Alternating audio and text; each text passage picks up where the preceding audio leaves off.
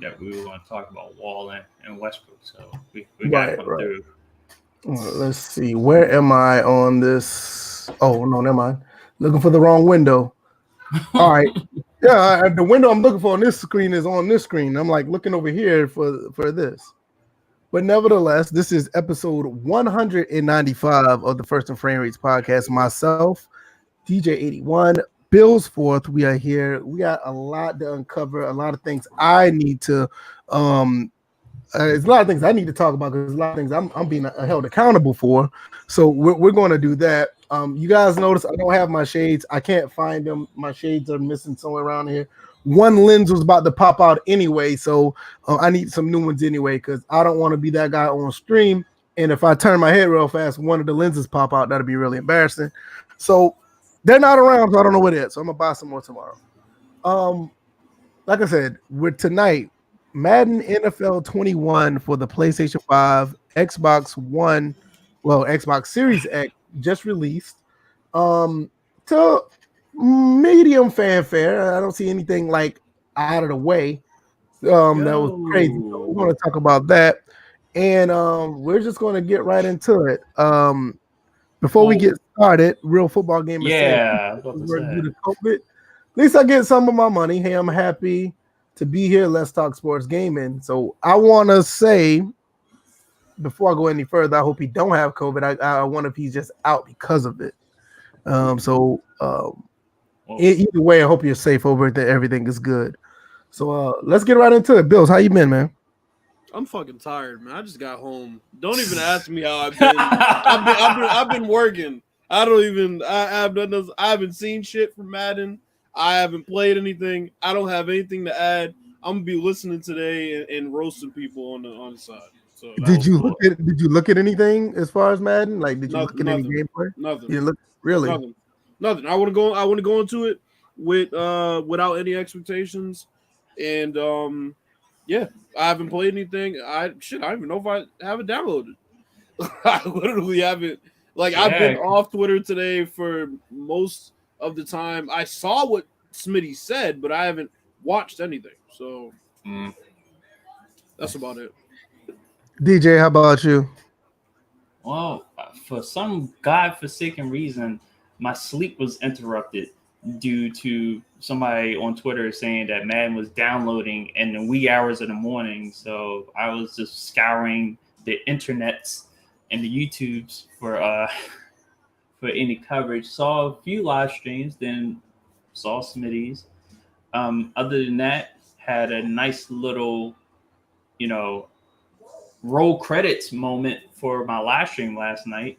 A lot of things went down, and one person got roasted, but I'll leave it there.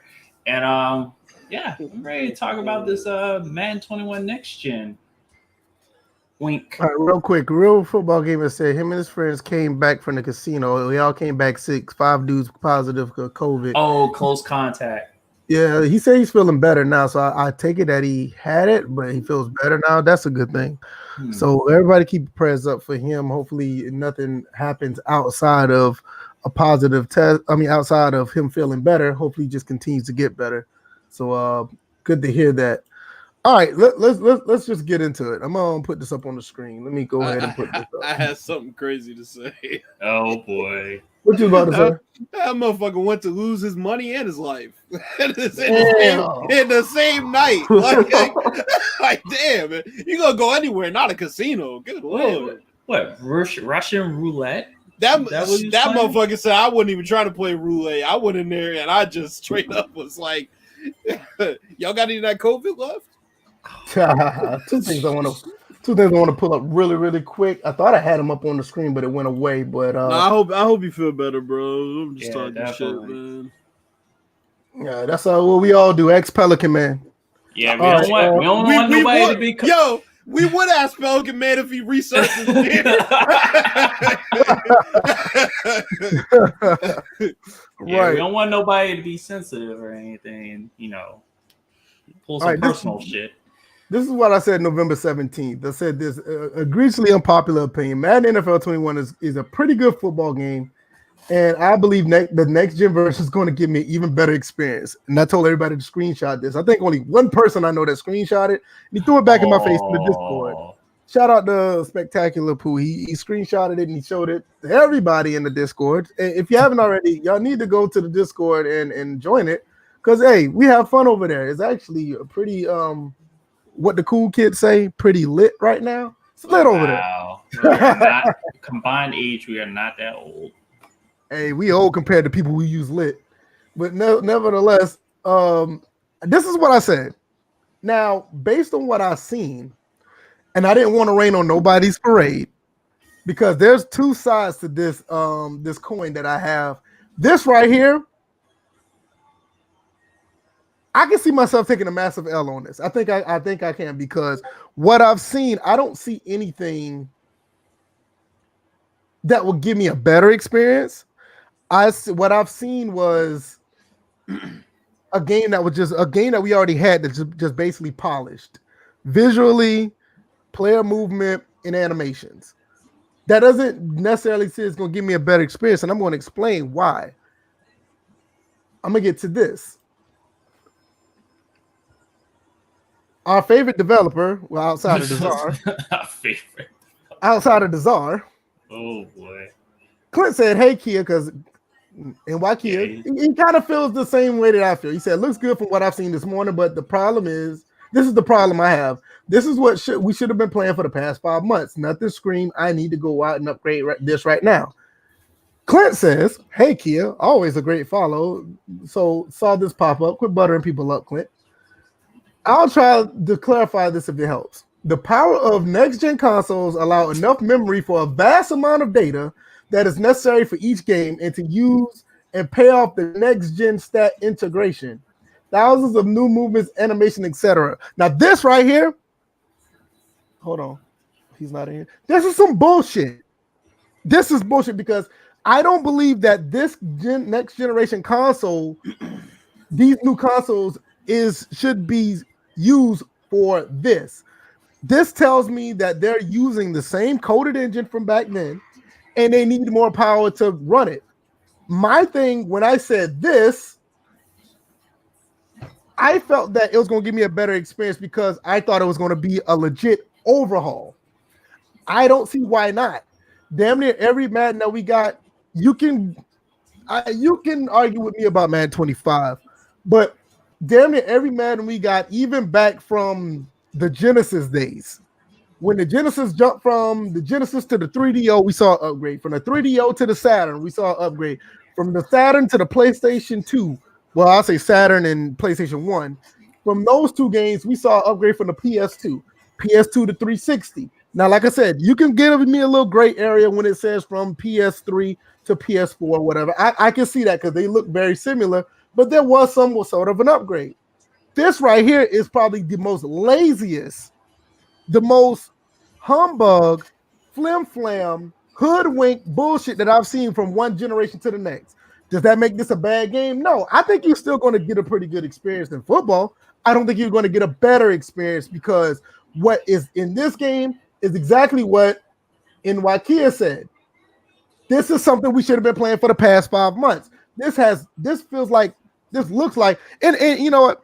A lot of people gonna say, "Oh, you didn't play the game, so you don't know what you're talking about." Bitch, I've been playing fucking games since '85. I've been playing football games since '89. I can at least look at this game. You mean to tell me I have to play this game to know what the fuck is going on? Honestly, no. I can see if I'm some new jack that just started playing the games and I need to like this is my first time playing Ghost of Tsushima or something, or if it's my first time playing Bloodborne. But I've been playing football games since half of these people who are playing these games now they weren't even born. Yeah, I'm aging myself. I know I don't look like it, but you know, I mean, that's a different story for another day. I've been playing these games since the 80s, so I know when I see something, I'm like, bro, I'm not saying that the game is bad, but there's nothing about this shit says PS5. Nothing about this says Xbox Series. Now, with this, once again, will I take my L on this? I will. I'll take that because I feel that with the animations, I feel like with the sidelines that are, you know, mediocre, okay, whatever. I feel that with the foot planning and the way the players are moving, which, that's being debated now since some people have played the game for a few hours. Now the running animations don't look good that much anymore, huh? Some of you gamers don't look as good no more. But people like us here at First and Framerates, we can see this shit off the top. That's why we have, I feel, the realest, the honest, most authentic podcast out here. But I digress with that as well. But I will take an L on this because I will still give Madden the benefit of doubt, and I feel like this could possibly still give me a better experience from what we have now. But this shit here, we're going to be dealing with this for the next 4 years. They're not going to change from this engine, which I thought they was going to at least do to give you a better, immersive experience. Yeah, next gen stats overlays, they're cool. They're fine. They look cool. But what we are getting is exactly what NY Kia is saying. It's exactly how I felt when I first saw this. DJ even said it in the DM, like, bro, this is Madden 25 upgraded. And I'm like, no, I'm gonna give him the benefit of that. I'll say no, this is Madden 21. I'll say it's Madden 21, but this is something we should have had out the gate. We should have had these animations. Like we already made the case last week. If you change the sliders or mess with the sliders, some of these animations will trigger. I'm not gonna lie, I've been watching a live stream. I haven't seen too many animations I have not seen before in the game, which are quote unquote new. I did see one over the shoulder catch, which was one-handed.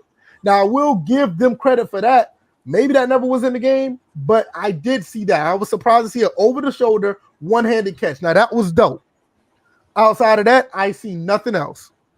I didn't see no new tackles. I didn't see any, over the top hurdles. I didn't see any break tackles that look good. I did see, and I think in Azure Effect said it, that he did see Derrick Henry trying to push the Powell to get around the offensive lineman. And the way Derrick Henry did it, he didn't do it with his hand. He did it with his forearm. Now, I didn't see that in Madden 21 so far last gen. So I guess that's another one. But overall, nothing about this screams next generation. Nothing about this says this is a PS5 game. Nothing about this says this is an Xbox Series S or X game. Does that mean it's a bad game? No, I think you can play this game and have fun. But it's nothing there that was nothing there that made me say, hey, I'm about to put down $500. Hey, I'm about to go ahead and buy this game. Because for me, I was planning on getting a console around this time of the month, and I was going to get Madden. Because I already said, like, the beginning of December around my birthday, I was going to get one. This gives me no reason to get one now. None. I can wait. I can legitimately wait till Gran Turismo 7 to come out. Legitimately. I will play Madden 21 on my PC this current generation, and I will be okay. This is not a $570 game. That's basically what you're paying for if you don't have Madden on consoles, which I don't. I have it on PC. If you don't have it on console already, this is a $570 game. Now, who in the chat is going to tell me this game is worth $570? Honestly. Well, I mean, who in the chat played? That's another thing. I mean, I'll just say this, man. Look, I haven't watched anything. I haven't played anything. But this is all I'm going to say. The same people told me that shit about 2K. The same people. I mean, we could, if we're going to say that, we can say that 2K is not a $570 game, can't we?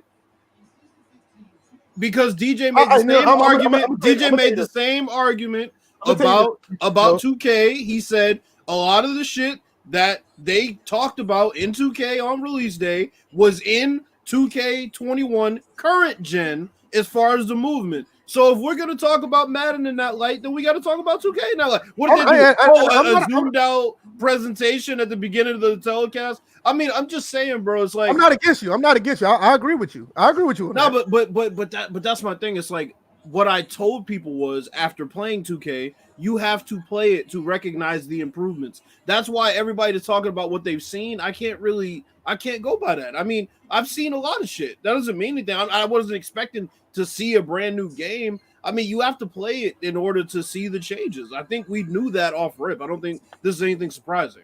There's one thing that I think will be a major difference, and it will matter which console you're playing on, is through the controller, what you're going to experience. Yeah, that's true. PS5, you're gonna experience something completely different than the Xbox user. So, like, I can agree with that. But G-Rob said 2K is difficult. It's different off the rip. Yeah, but 2K came out with broken pick and roll defense. yep. 2K came out with broken help defense and broken pick and roll defense. Mind you, I'm sorry, but can anybody name anything that's played? If anybody's in the chat that's played or been on Twitter, can anybody name any game-breaking issues for Madden 21 next gen that weren't in Madden 21 last gen? How you introduce new issues to your game on a new console and charge somebody $70? Like I said, I will say this. My thing with basketball, I think everybody pretty much know that ship is sailed with me on basketball. I'm not. I mean, I said it in a couple of live streams that I don't have much interest in playing an NBA basketball game. With that being said, I'm not knocking the game. I refer to you, Bills, because you play it more. I don't want to make this a comparison of the two companies that are coming out with sports games, because my issue is legitimately with Madden, because I'm looking at Madden and at least visually, I can see where 2K says that it's a next generation game. I don't feel that. I don't even see that with Madden. Now, I'm with you when it says, you have to play it to feel it. Yeah, but I can look into that's feeling like, if you want to feel like how the weight of the players are, I want to see new animations that trigger. The pass trajectory may be different. The immersion may be like, how does it feel to gain 6 or 7 yards? I'm with you on that. But even with that being said, that doesn't scream a next generation console to me. At least all the bullshit we give Madden 06 that came out on 360, you can tell that they tried to do something next level compared to Madden 06 on the Xbox, original Xbox on the PS2. You can tell they tried to do something next level. But I don't feel that with this.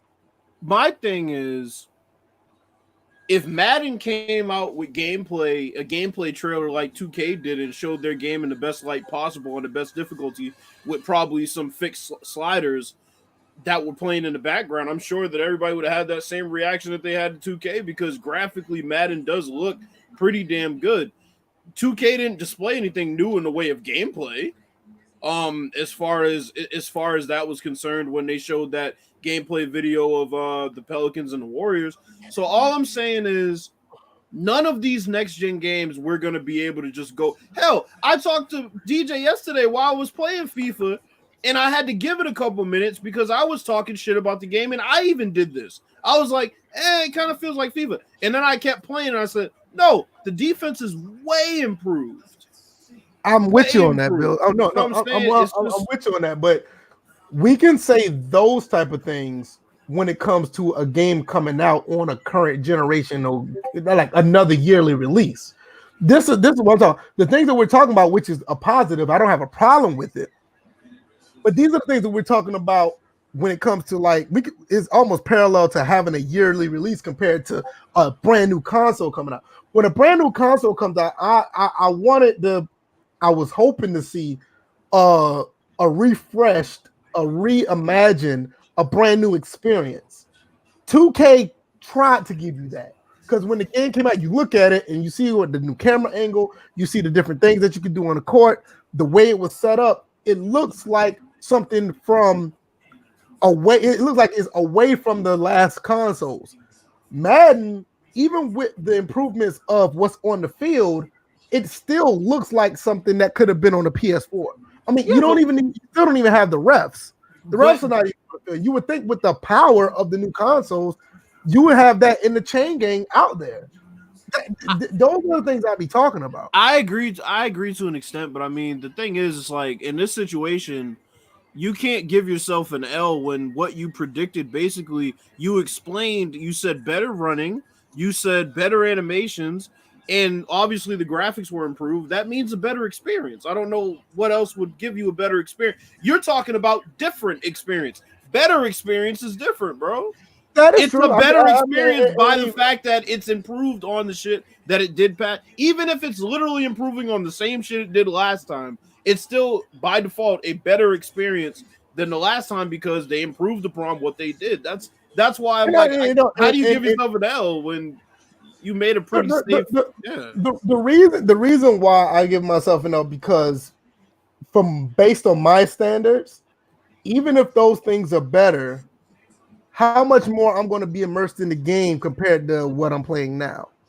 Well, because the experience to me is more like, yeah, the game is better, but do I feel like I'm more immersed in the game because it has more animations? Do I feel more immersed because running is a little bit better? You wouldn't know that until you play it, though. I disagree with that because I can't watch people play 2K next gen. I couldn't watch any of that shit. I couldn't watch it. It wasn't interesting to me. I saw the same game that I would have to play in order to see the difference. This is my thing. I feel what you're saying, but for me, I was getting a good experience with what I had already, but the better experience wasn't necessarily meaning that what's on the field had to be better. I felt like the entire vibe of playing NFL football needed to be better. I felt like the immersion needed to be better. I felt like the atmosphere needed to be better. I mean, I'm on record to tell you, I never really had a problem with what the game was prior to the PS5 versions or the Xbox Series versions came out. I didn't have a problem with the gameplay.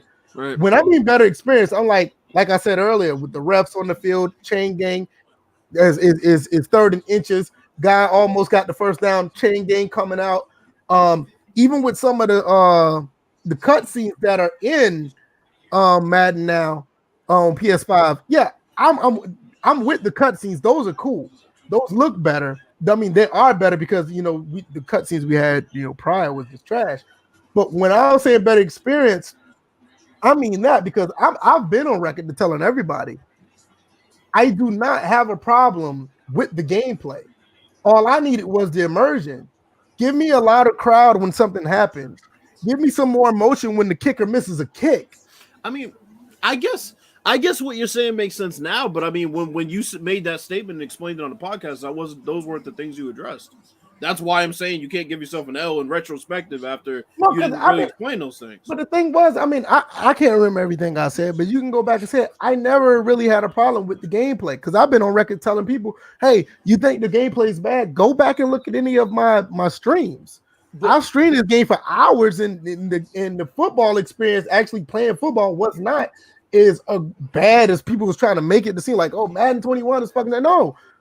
Football wise, the game lived up to be fairly decent. But when we went through the notes, next step, like what people have been saying since Madden 25, any type of spec of living worlds, any type of spec of like the sideline is actually being more interactive. Now they did do that because the sideline is more interactive. I mean, but some people are saying like it's not the way it needs to be. But I digress.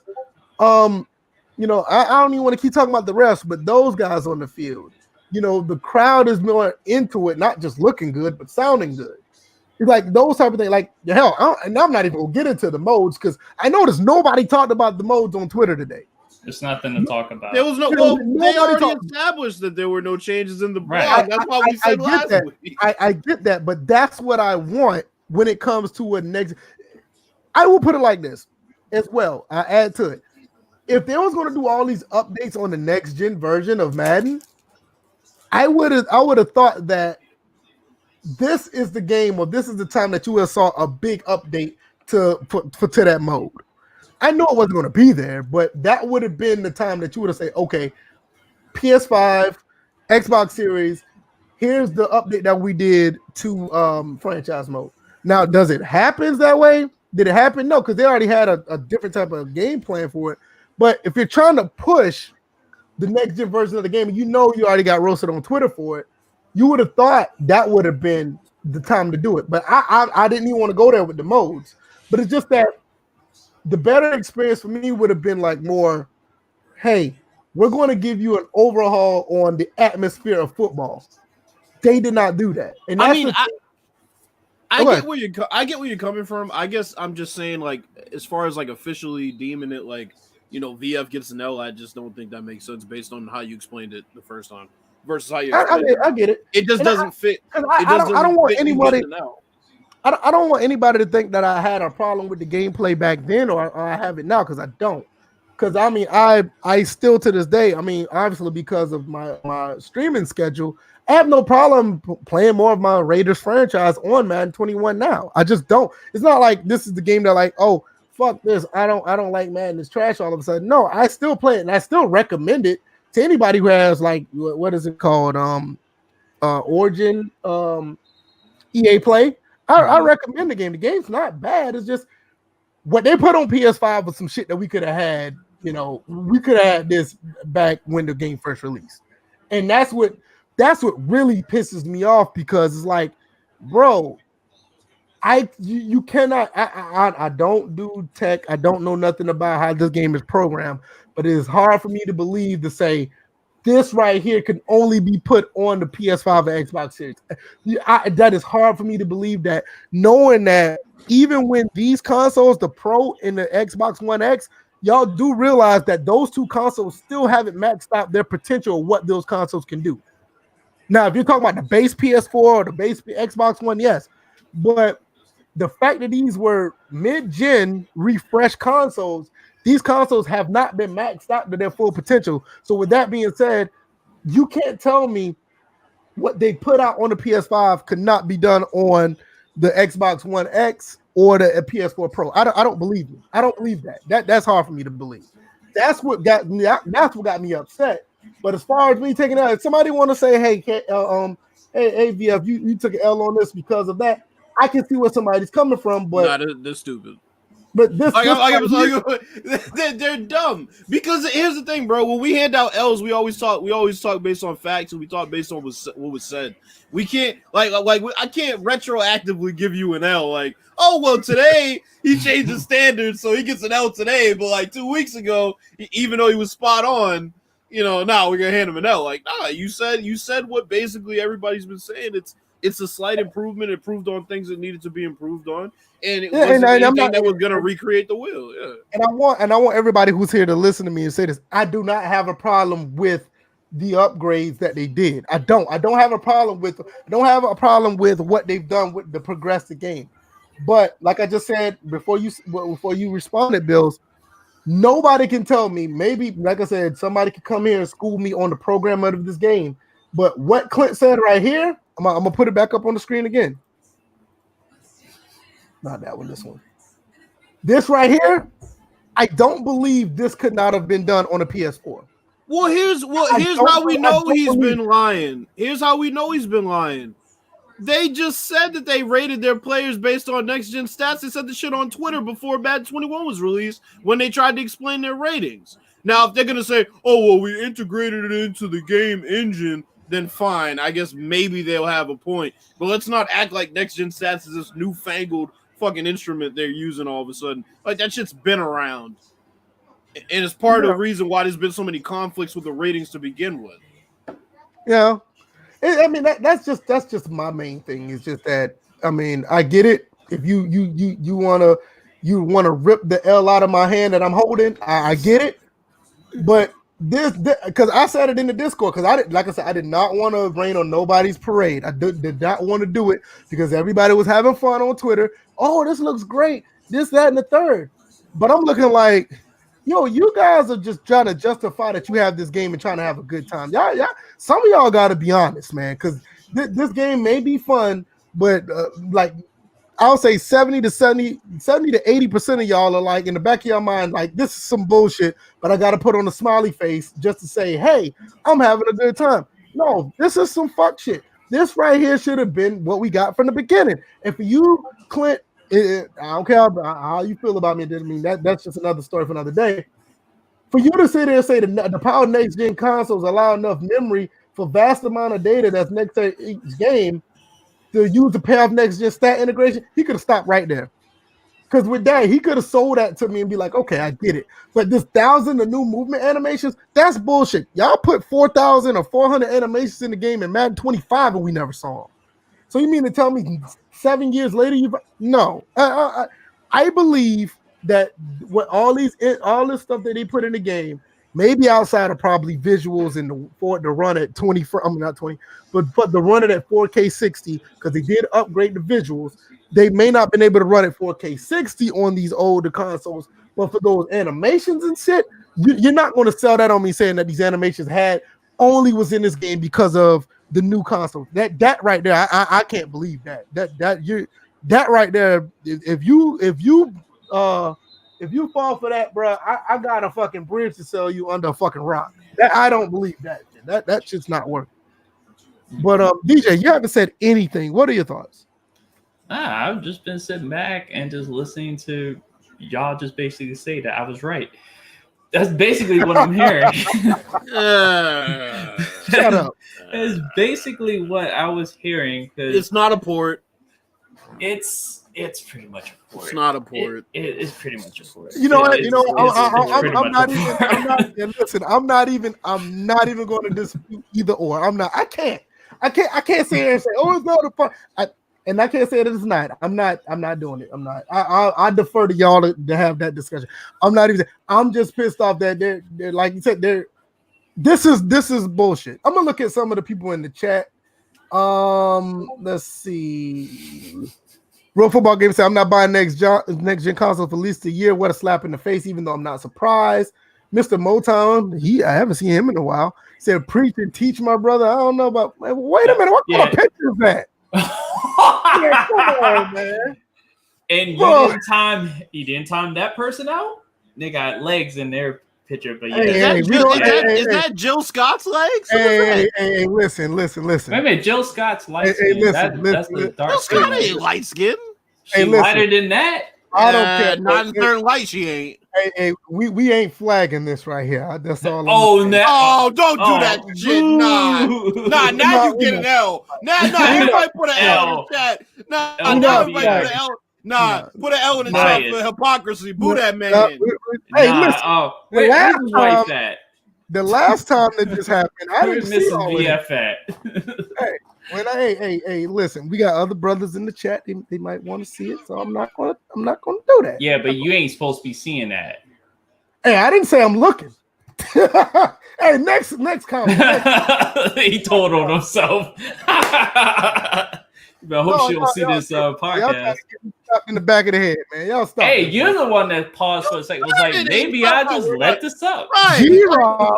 G-Rob said, but the people played it, said that the game, it's the same. It feels sluggish. A lot of people do say that the players do feel like they have a lot more weight. Wait a minute. Yeah, they wait a minute. Wait a minute. Speed. Wait a minute. No. We're not gonna do this. We're not gonna do this. And I'll tell you why. Do it. So he says, go back and go. Let me find the comments so I can read it. Okay. People that played it. No, put it back up. Put it back up. Oh, my bad. He said if people that played it said it's the same, it feels sluggish. Okay. Didn't we knock people for saying the game felt sluggish because people were moving realistically in coverage? Now we're gonna knock it because it feels the same. And you see what I'm saying? That's why I can't go by these prognosticators about this game, bro. I can't do it. Because we just knocked these people for bitching about it being sluggish. Now we're knocking it because we're calling it sluggish, even though they basically slowed down the ball carriers, which we said they should have. I don't get like. All right, we got another comment by G-Rob. G-Rob said, I feel like Kia, there's no way we should be experiencing this with the technology we have now. I agree with that. Older games in Legend Bowl have emerging that Madden don't have. I am not going to go there because their route running has drowned off routes. So I ain't gonna lie. As far as immersion, G-Rob might be right about that. Because Legend Bowl is immersive as shit. I'm not gonna lie. And the combo routes I was able to pull off in that game, it's on Twitter. They were running better route combos than the current gen Madden. So the next gen just caught up. Hey, Legend Bowl is a damn pretty dope game, man. I'll just leave that right there. He said I was running bubble screens and everything in that game. It boils down. Y'all got it. He said it boils down to the devs are lazy. I don't think they're lazy. I think they're following orders. The suits are telling them just sit back. We got our cash cow going. We got this big machine just rolling. Just stick with the program. You know, they're gonna buy the game anyway. We just want to get our spikes every certain time we release this. So DJ, with you saying that, do you think that the devs aren't being lazy? I think it's some form of indirect neglect. Oh, yeah, because because the developers are paid to make the game and fix the game when the game is broken, but it's not according to the way the fans want it. It's according to how the suits want it. Well, sounds like Vince McMahon. Right. Vince McMahon's out of touch here. I think people like us and people on Standard, people like NYKia and people who are under his umbrella, I think we are suffering from indirect neglect when it comes to the things in this game. Shoot, and I'm not buy the game, so I neglected to buy it. How about that? No. I don't think because you didn't buy it. I don't think that you're still part of the umbrella because you want a game like that though. I have a game like that. I went someplace else. That's something that most of y'all motherfuckers don't know how to do. I finally did it this year. Optimus Goose said I had low expectations, so I'm good. They made slight improvements to the gameplay and immersion of the PS5 controller atmosphere. The next gen stat stuff is useless. I barely see that stuff when I'm watching the game. Okay. Now this is something I was going to talk about, and I hate to be the conspiracy guy, but I got to be the conspiracy guy. I was watching an NFL game the other day. I swear to God, this is the first time I've ever seen a next gen stats commercial. It was a whole fucking commercial, bro, about next gen stats. I don't think that timing is just coincidental. That all of a sudden next gen stats because they were bastardizing the shit all during Monday Night Football. Next gen stats, and this is how far you ran. I'm like, get out of here. Madden got the shit, so now y'all trying to go and act like this is like commonplace. Like, fuck out of here.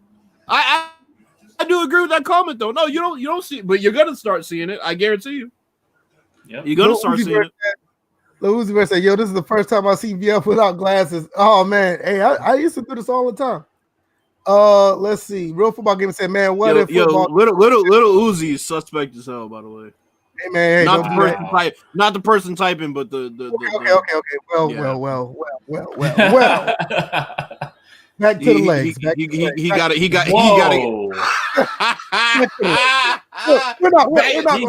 Back to Jill Scott.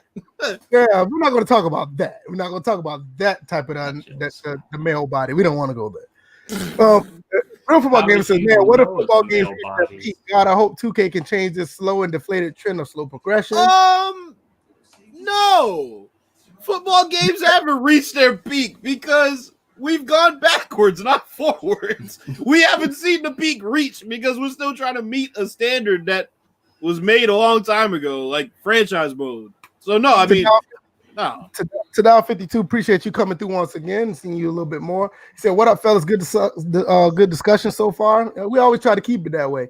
I get what he's saying, though, Real Football. I get what he's saying, but it's like, in order to see something reach its peak, you have to see the company have everything that we had before, add their things, and then see them plateau. Madden hasn't added everything they had before and then added their own shit that's new and then plateaued. They took shit out that they had, brought it back in increments. Do you know how big the game would be, just this small thing, if they actually had momentum, like somewhat like what's that thing in 2K they have? The Takeover. Yeah, if they had something like that between each team, how, like, if somebody's like, if the team like the scores or whatever, the defense come out and just legitimately try to play better. You know, they used to have that on the PS2 days where they had a little momentum thing. Like if you scored, you know, you see the team actually have they play better. It's like this that they just took out of the game. That well, hey, I mean, of course you're gonna take it out so that way you can market it when it comes back. He'll cut it out, man. That bro, I'm sorry. If I take three of your tires off your fucking car, and you can't go to work, and next week I say, "Hey, bro, you know, be dope if your car had all 4 tires." That's what they're doing. They're like, "Yo, you know, be dope if this game had a franchise mode, no shit. I'm gonna jump because I Engraven. Shout out Engraven Vids. Shout out to him. Sorry for your situation going on with the Ravens, but y'all struggling right now. But Engraven, shout out to him, man. He's one of the YouTubers I look up to, man. This Dude, is the first time I've seen him pop up here. I'm trying to be like him when I grow up. But he said they have that. It's the X Factor thing. Yeah, I agree. But well, not how you're talking about it. Not how you're talking about it. I think it's certain. I'm saying what I'm talking about it is like just if you played Madden back, like when you played Madden on the PS2 back then, and I think it was in a couple of games on the PS3. If you got an interception, or if you ran for a first down, or if you made like a catch, there was a momentum bar that would swing back and forth, and that would make the entire team get amped up if one player made a play. X Factor, on the other hand, is like they have to do a certain things amount of time, and that one player would get hyped.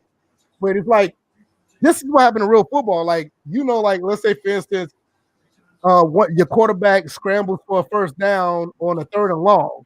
All of a sudden, the rest of the team is going to be hyped and want to play better.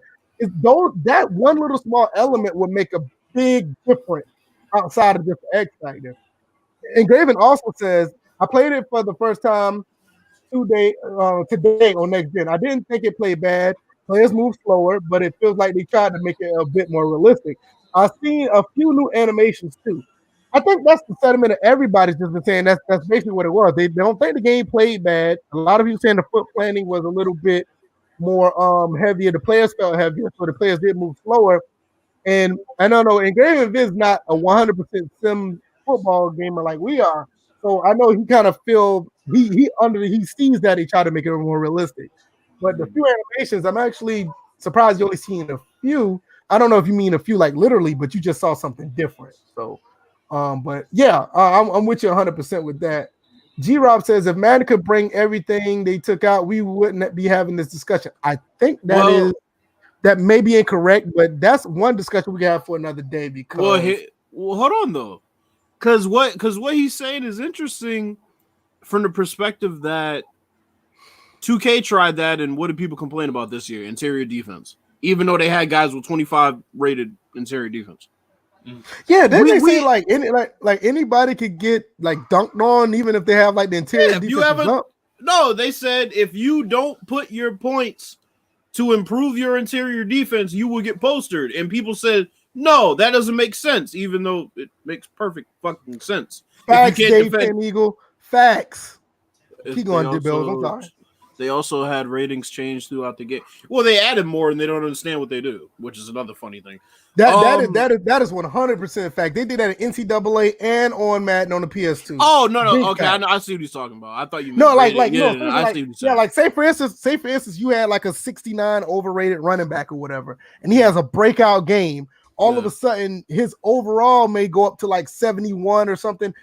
Like if he broke a lot of tackles, his break tackle could have been like an 82, but it went up to like 90 because he done broke like 7 tackles throughout the game. No, I thought you meant how they rated players, because I'm like, yeah, they changed.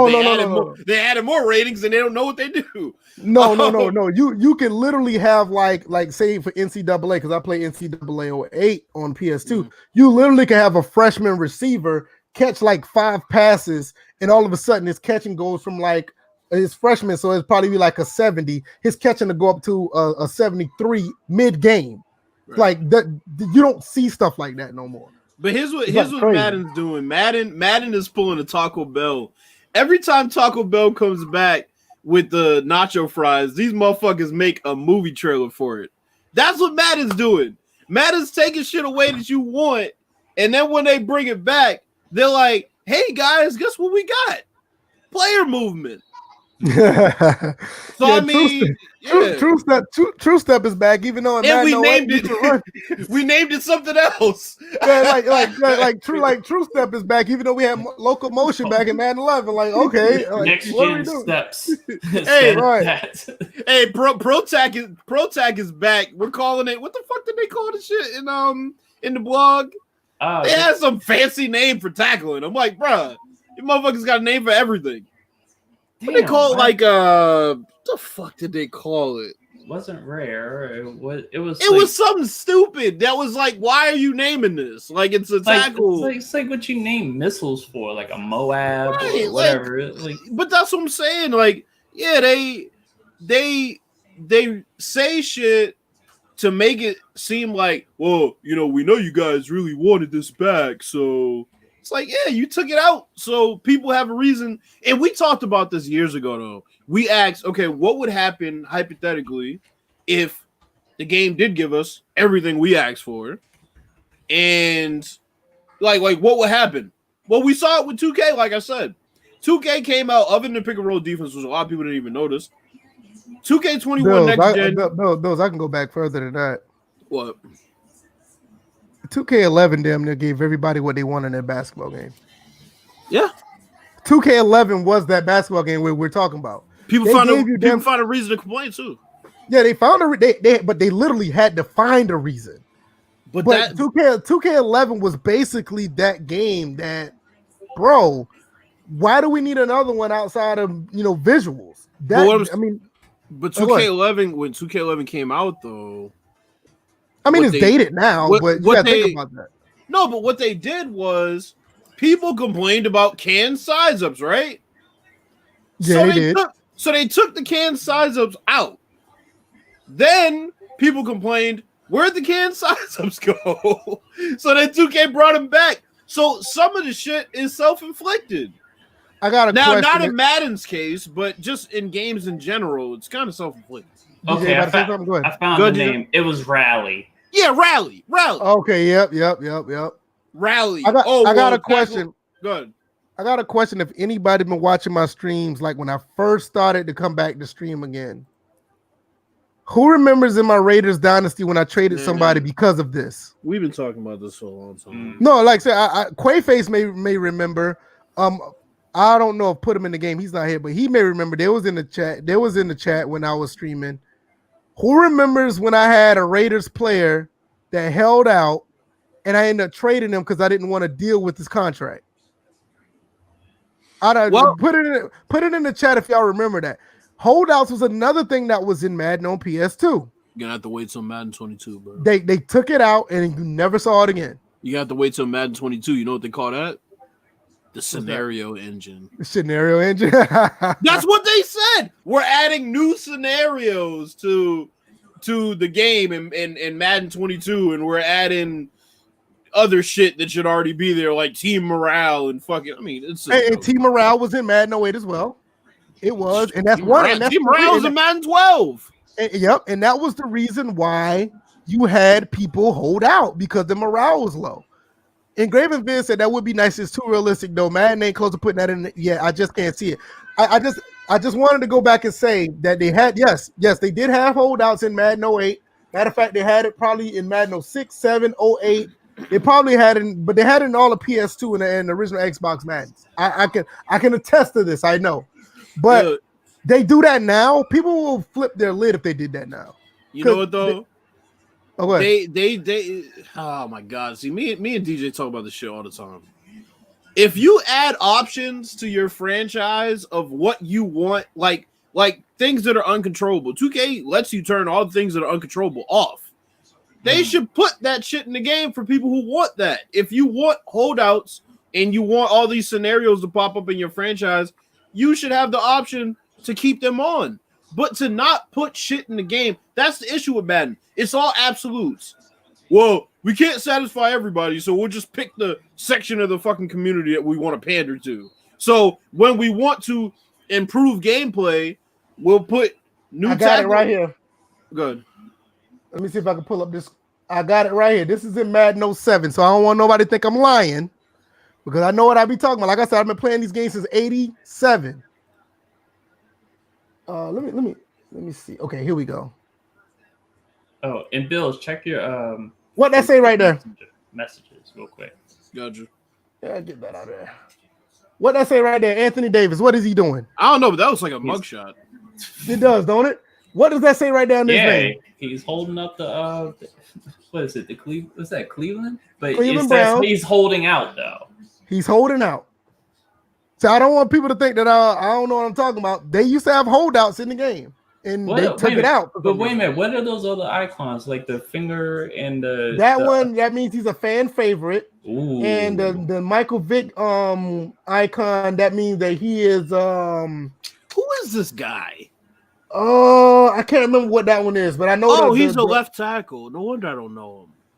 I can't remember what the Michael Vick jersey mean, but it's an icon. This was the precursor to the weapon system, where you have like a fan favorite, you have like a general badge, and that'll be like what you call it, team leader stuff like. They had that back in Madden 06 and 07. I think they still had an 08 as well. Let me answer King of the North's question.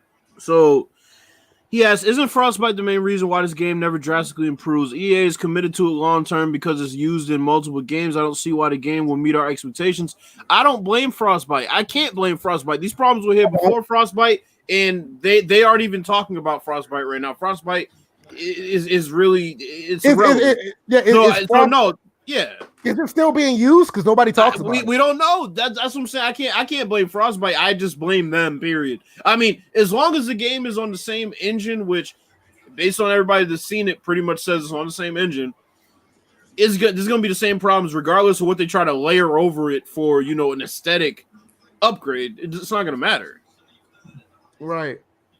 But yeah, like I said, they had holdouts in the game, and I don't know. I mean, to be honest with you, they never gave us a reason why they took him out. But they were there. That motherfucker knew he was gonna need that money for bail. That's why he held out with the damn mugshot.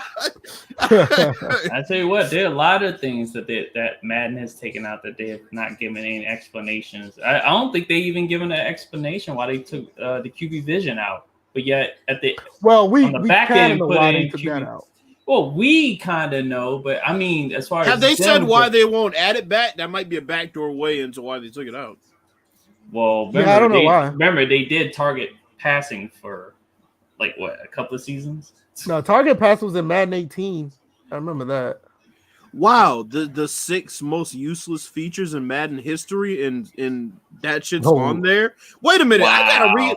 Part of me wants to read this list now to see what the other one. Wow, y'all want to hear this shit? Oh boy. Go ahead, speak on it real quick, because Bill's you got a question in the chat. QB Vision Cone, Madden 06. Passing in Madden has always worked. First off, that's a lie right there. You know what? When you said that was the least used feature in Madden 06, it said the useless, the most useless feature. They said most useless feature in Madden history. Let me skip to Madden 06. EA Sports attempted to refine the one thing in their game that wasn't broken by adding quarterback vision. Quarterback vision was a translucent yellow cone that spread into the field in front of your quarterback, which you could shift left and right with one of the control sticks. The idea being that your quarterback needs to be staring at whoever he's throwing the ball to for the most accuracy. And let me tell you guys, botching a throw because you weren't looking the precise direction was always exhilarating and never frustrating. Here's a quick note to people developing video games. When you call yourself a, quote, simulation, we know that you're not completely being honest, and that's okay. You only simulate the stuff that's fun to simulate, like timing an interception, drafting players, and swimming through offensive linemen. What you shouldn't be simulating is the contraction of muscles and bone required to look left and right. That's a terrible take. Where that came from again? Sports Illustrated. Well, let's keep it moving. That's why they need to stick to real life sports, because they talked about wrestling and said some stupid shit the other day too. What was the question I had? It says, Bills, will you be getting it Friday for the Xbox? I'm downloading it right now. I got it for free because I got the current gen version. So it's either downloaded because I think I have auto downloads on for when my console's off. So it's probably already downloaded. I'm probably not going to get to play it till tomorrow afternoon.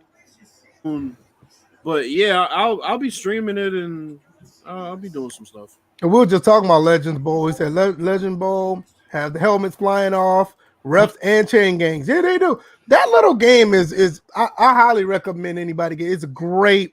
I think it's a really good football game in my opinion. It's a little retro. I ain't gonna say little. It's retro style. It has its little nuances, but it is a very. I find the game pretty addictive. And I'm probably gonna be streaming that. What's it on? Is it only on? Oh, it's only on PC. I'm sorry, Bills. It's only on PC. I'm not missing anything anyway. Go ahead. Let me stop. No, it's a pretty good game. I'm actually. Okay, I look at it like this. For the way he programmed it, it's very efficient for the amount of megabytes that it's worth.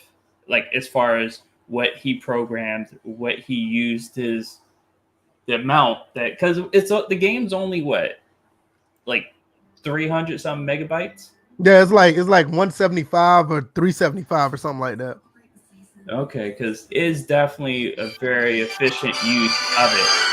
Wow. God damn, bro. So that's my mom. Let me take this call real quick. Okay, all right.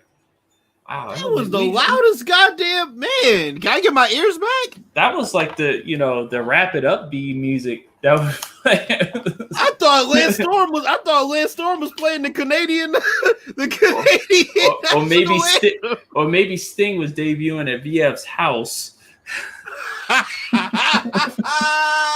Yeah, just comes in and hits him with the baseball bat, walks out. Nah, he just pulls out the baseball bat, just looks at him, and then walks off. Then looks at him again, and then walks off again. Why is that? Who the fuck is finding these jackets for this dude that got pockets on the inside to fit a baseball bat? Those coats are useful. Like Bro. pull out a lot of things. Those coats are used. That's why people, they used to call them the trench coat mafia. You remember when Samuel Jackson walked in to McDowell's and pulled that shit out right to America? Because you can literally have. Because wait a minute, you remember seeing the first Terminator? Yeah, Reese had that sawed-off shotgun. He was able to pull out of his jacket. He pulled off a homeless dude. That's basically what that's for. I'll never forget that shit. Moving, I'll blow your fucking head off. Come on, fatty, don't stall me, fat boy. Yeah, that movie was great. He said that to the John Candy ripoff. Yeah, that dude. I forgot the dude's name, but yeah. And then when Homeboy felt when Eddie Murphy and Arsenio Hall went to look at one of those little shitty rooms, and Duke fell out and said, "Hey, don't you ride that falling down the stairs, shit." You're Reds dude, motherfucker. Man, he kicked him afterwards. I was like, damn. Oh my lord! I don't know why we got on a spiel about coming to America, but I didn't really talk about what I've seen in the clips I've seen as far as Madden is concerned, because I know we were just going in and just debating whether stuff that's in there is next gen worthy or. All right. Sorry about that. That was my mom calling me, man. I'm sorry about that. Oh, no, that's okay. I was just about to get into my spiel about what I've seen, because all I've claimed is victory, but I haven't explained what I've seen. So, what things I do like what I'm seeing, and I'm a little biased because I am a wide receiver. I like how these routes are being ran. It kind of reminds me of them finally motion capturing a full running cycle of all these routes that are being ran. The timing seems like it's a nice first step. I'm seeing that, just to go away from the route running and stuff like that, that true step is on for everyone. To include defenders taking poor pursuit angles. Not every defender, but certain defenders taking poor pursuit angles. Now, I was watching Smitty's stream because I felt like that was the most reliable stream that was going on, because he would actually take the time to stop it, replay, and Smitty, Bills, we're all thinking the same thing when it comes to what we look for. So he was focusing on certain aspects. I seen a receiver lean into his route a little bit before he broke and created separation. That's nice, and it looked smooth, fluid. I think that was the most, and all these streams, that was what I was hearing the most was fluidity. Foot planting was accounted for. And then again, people talked about pursuit angles. I'm like, there were good pursuit angles, there were bad pursuit angles. Catching animations. I felt like I did see what looked like a back shoulder catch. Like it was placed very well, but You know, Sim F Ball did one too. right. So you're talking about the consistency level of stuff like that. Let me see. I kind of felt like they need to work on the quarterback throwing animation still. Now I thought it looked kind of weird. I'm starting to tinker into what I don't like. I kind of mix it all in, but you tend to do that when talking about Madden. Right. You find yourself complimenting the game, and then all of a sudden you're like, I did see that one play, and it just turns completely. That is true. I see the dreaded, he's throwing in one direction, but the ball's released in not a completely different direction. Wait a minute. What happened now? Where the quarterback's throwing motion goes one way, but the ball's going it's going near that direction, but it takes off. No, I'm serious. I've seen somebody get motion shifted into an interception. I thought that was horrible. Sideline interactions. Okay. Really at this point in next gen, and the it wasn't even like a small thing to say, hey, we've improved. No, this was a big chunk of the article talking about the sideline interactions. And they did this encouraging and kind of rallied back on it to reintroduce it again. You know, the missing 3 tires and cellulose 4 tires back. So it's one of those things. That's not next gen worthy. If really the selling point of next gen is the graphics and the next gen presentation. The weather is superficial. It looks nice. It's always. I got a question. Is the rain is the new sweat? They've added mist. I'm just asking. Wait a minute. Did they really? No, I'm just asking. Is the rain in Madden is the new sweat? Did they really add mist though? I see mist in certain aspects of the rain that I was watching all these rainy weather games. This is the one thing I'm gonna say. The players, the water was beating on the helmet, so you did. I'm like, the helmets look clean. This is the one thing I'm gonna say. Mm-hmm. I know I'm bigger on graphics than y'all. I like when I'm playing now. I like to play rainy games because something about the lighting is just kind of dope in most of the games. I want to see kind of how it looks. And then rain also because, I feel like it's probably hard to replicate it the way the 2K8 did it because 2K8 did it really nice because they had the rain hitting the helmets and then you heard it, right? And then you also saw the field getting wet and things like that. So I'm gonna be paying attention to that because I like rainy games. So that's a good thing to know. I'm asking is the rain is the new sweat because that's the only time I normally see I've been seeing that Madden actually looks better in the rain compared to 2K when 2K have the players sweating all the time. Well, 2K was lights. let me tell you something. From Madden, 4 o'clock and partly cloudy was the sweat because that lighting for Madden has been the best lighting for the better part of 3 years now. And that's the thing that I have yet to hear anybody really talk about because they did market that there's supposed to be a natural transition to parts of the day, like the 1 o'clock games. As it gets to the end of the game, they don't play long enough. They don't play. No. Time accelerates when they play short. Well, yeah, but I know why VF's laughing because that shit was in the PS2 days. I know. Yo, but the snow still looks like icing on a Pop-Tart. No, boy, you always in a bad mood because you're a Bears fan.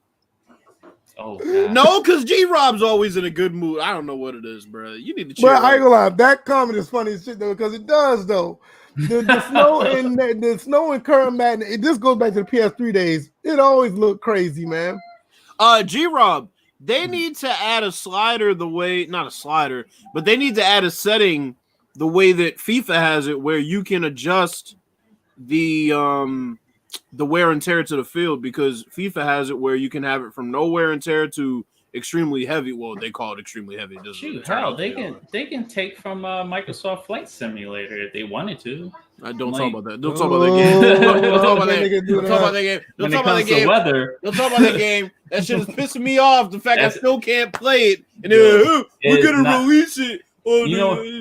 You know what's funny? Because I was sitting there, I was like, man, Bill's gonna be playing this nice ass game, and look who's been playing it more than he has. Exactly. Yeah, they're like, Myself- we don't know if we're gonna release it this year. Oh, fuck off. Myself and King David Creates. Shout out to him. Been playing that game, and Fuck him too for playing that damn game. Wow. It's not a game. It's an experience. Oh my god. But if they took the weather from Microsoft Flight Simulator, they would be set. But see, this is the thing. When we talk about dynamic weather, anything like that, like I still play. They're not even there yet. Drive Club. Yes. Is that what you're gonna say? I'll be back. My sister's calling me. Go ahead and talk about the dynamic weather, DJ. Well, Drive Like Club. Well, yeah, there's no dynamic weather, and Clint made that clear like a long time ago, like 3 months ago. Oh, we're gonna do our own thing. No, you're doing the suits thing, but you're doing the we don't want to ruffle feathers if your quarterback slips or your wide receiver slips. Right, we can't have bad snaps happen with poorly rated players all the time, but you have bad snaps on shotguns trying to do a draw. I remember when I asked this fucking tool. I asked him. I said, "Okay, so you're talking about fun factor. You're telling me that one of these online pussies can't deal with a snap being too high for them? It's like they want. I don't mean to get into a spiel, but it's like I'm tired of that article. The one thing the Sports Illustrated article said was." They are sim when they want to be sim and when it's easy to put those things into the game. And that is the truest thing they said in that article. Nothing else was factual, but that shit was true. That was right on the head. When they want to advertise something as a big time feature, they're more than happy to parade it and prostitute it out there. And hey, look at this. This is simulation for you guys that want sim. But when it's actual sim shit, they're like, oh, well, it wouldn't be fun if the ball snapped over your head for the last play of the game. Actually, I'd say, hey, maybe I should get a better fucking long snapper. Didn't that happen to a quarterback this past weekend? It happened to Wentz. Yeah, yeah. like it's part of the game. But I know one of the I left off on the sideline, and I did see a sequence with one of the early streamers where 2 players went into the sideline. One got caught, and the other ran through the coach. Again, one got caught by an opposing player on the sideline, which they're not all fully animated. The ones that are standing are the ones. Well, even some of the ones that are standing are not fully animated, and the ones in the back sitting down definitely are not fully animated. They're just as bare bones as they were on current gen. But the coach. All right, I'm back. Sorry, but the player going through the coach, and then the coach afterwards appearing as if he caught the player. So they when I saw that, I was like, oh no. Wait a minute. This was sideline interaction. That was what's going on. Yep, this was sideline interaction that was going on. Do they still have that interaction? Do they still have that interaction? No, G-Rob. Oh, go ahead, Bill. I was gonna say they still have that bullshit where the coach goes and passes the tablet to the assistant and goes and argues with the ref. They need to get rid of some of them sorry ass cutscenes. Yeah, that's more like a cutscene. I did see one instance where the player was on the ground. One of the teammates on the bench came over and helped them up. I thought that was pretty dope. Yeah, that's pretty cool. Yeah. But G-Rob is asking everything okay. No, everything's fine. My family, I don't know if y'all saw the picture I put on Twitter, but my grandmother, like my family's actually confident of going around to see her as long as they're wearing masks. So with that being said, I told myself I'm going if they're going. So we're going to go down there this weekend, and the word has got out that we're coming down there this weekend. So everybody's calling like, make sure you come see us. I'm like, all right, whatever. So that's what's going on. Everybody's just calling. The word got out that we're coming down on Saturday. But everything's good. Everything's good. But I gotta see my grandmother. She's 90 years old, and I haven't seen her since November last year. And this COVID shit is pissing me off. I don't care if I have to wear 4 masks. I'm going to see this woman. I miss her. I need to go see her. But nevertheless, y'all keep going. Yeah. So, let's see what else. Like, obviously, kicking's the same. I'm trying to figure out the crowd interactions. Okay, that could have been done on current gen. You did do it on current gen for a little bit. Even our current gen, they did it for like a quick second, and then the gen before that. Remember, they had the whole like pregame with each team had a different pregame ritual that they did, and had these all. Mm-hmm. I mean, you can't even do that. My thing with the crowd, now you trying to understand what I've been saying about the better experience thing. The gameplay is not the problem. It's those small things that makes the entire atmosphere of football. The point of being on next gen is to show up and show out. Thank you. It's not these. I have no problem with the gameplay updates, but you would think next generation to be the next step of what you're advertising. Like, I'm gonna tell you right now, I believe Battlefield 6, they're gonna be that game. And this may be unpopular as well, and I might take an L for this for real. I believe the Scott OG and the guys with NBA Live is going to try to do that. And I think that's the way it's supposed to be. So the one thing I'll say with the crowd in football games is I'd say the perfect balance in this day and age for crowds would be NHL's crowd and the noise that you get in NCAA 06, because those environments in NCAA 06 were off the fucking chart. Okay. The stadium was shaking. People couldn't hear. And I mean, it was loud. If you had speakers, it was like, no, yo, you're right about that. I have to speak on that because I've seen that pop up in these streams. They did a terrible job of those crowd noises. Like you can hear individual people. They talked about all this stuff, and it's just like the way it pops. It literally just pops in when they cut to the crowd, and you'll see those like the zoomed in on the crowd, those little cutscenes into the crowd. But then the noise is like it pops in. It doesn't. It's like it doesn't go from like. It doesn't raise in crescendo or anything of that nature. In other words, then you hear, but no, it just pops in, and then all of a sudden the volume pops in afterwards. I'm sitting there like, really? In other words, like you're saying, like if somebody breaks a run, they run through the run between the tackles, and they break a run up the middle.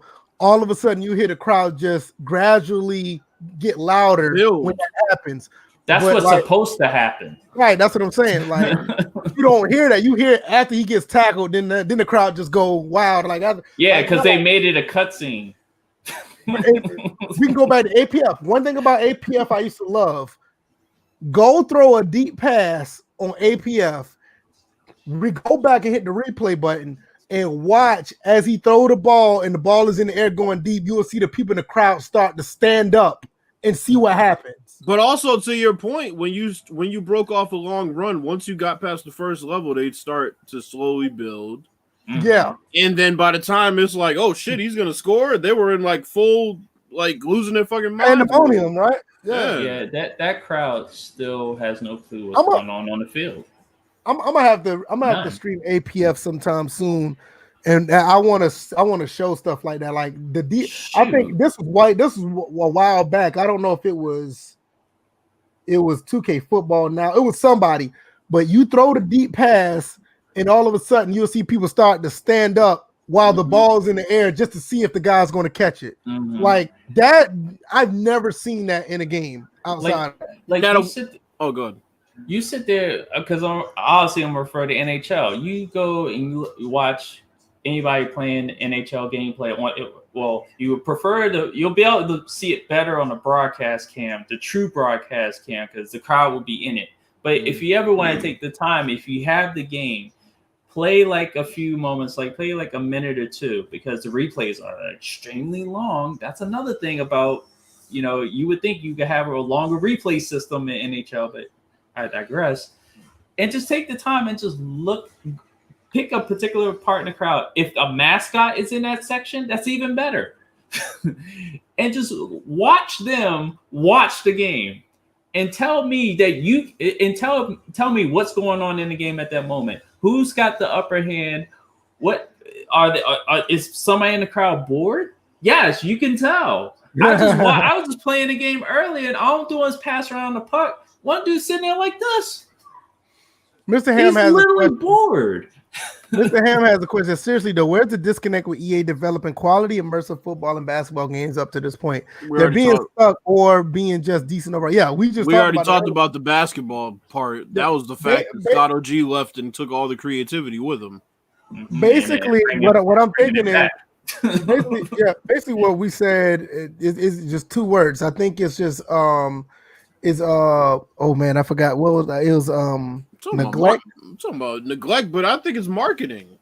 Yep. No, I know. I think the reason why we don't, marketing is a part of it, but I think the devs are just like, indirect neglecting that part of the game, in my opinion. They're following. They're not doing it like on purpose, but it's indirect. They're being told to do it. They can make their own definition of what sim means. They ain't scared of nobody right now. Yeah, 2K gets to make a little playgrounds version of the fucking football. That's great. They're not worried about it until a couple of years from now. So I think they're trying to put some things in place. Like I said, the gameplay sounds nice. I haven't seen anything. I mean, other than that I just see the back shoulder pass with Sim.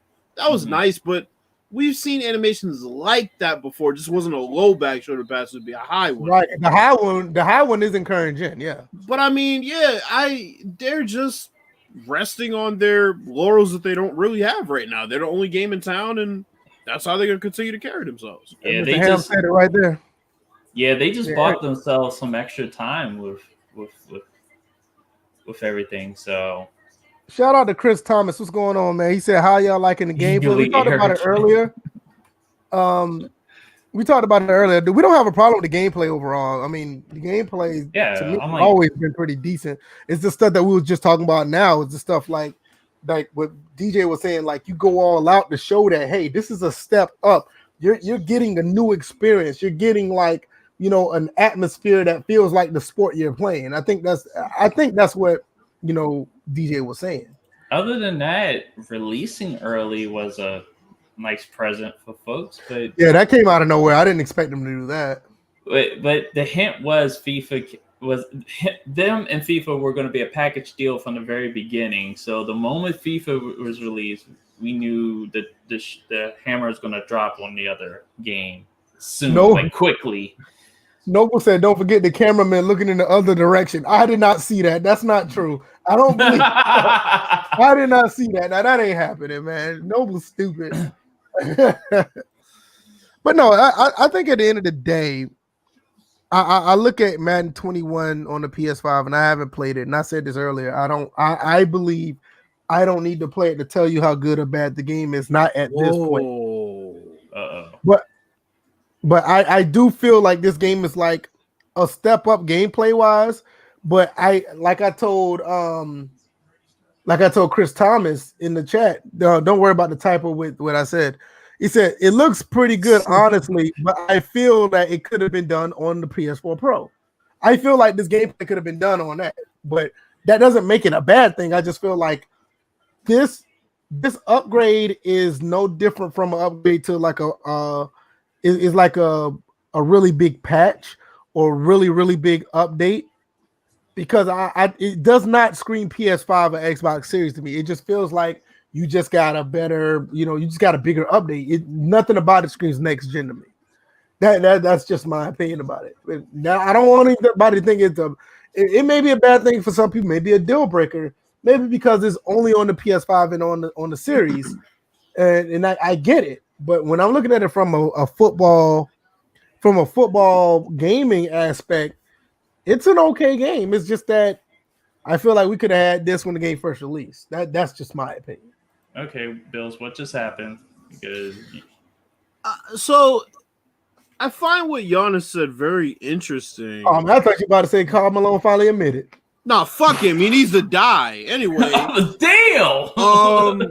So Giannis on his willingness to fuck him.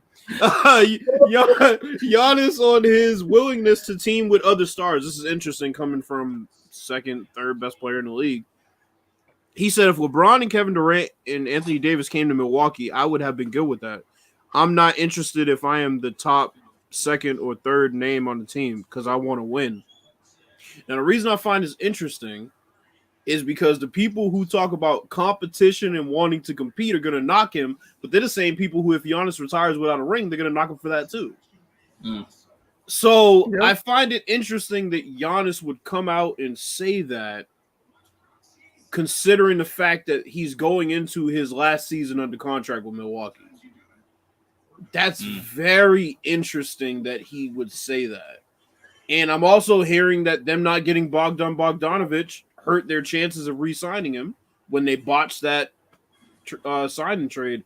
So it's going to get interesting because I feel like he's not going to stay in Milwaukee. And I can't knock him for that. So that's interesting to hear that quote from a top player in the league. It's just another example of how players have evolved in their thinking, and they're not going by that archaic, oh, I want to beat those guys, not play with them. It's like, no, you want to win, period. I do understand it, and I think I don't want you to take this. I don't think nobody take this the bad way. I think it's one of the reasons why I lost interest in basketball to an extent.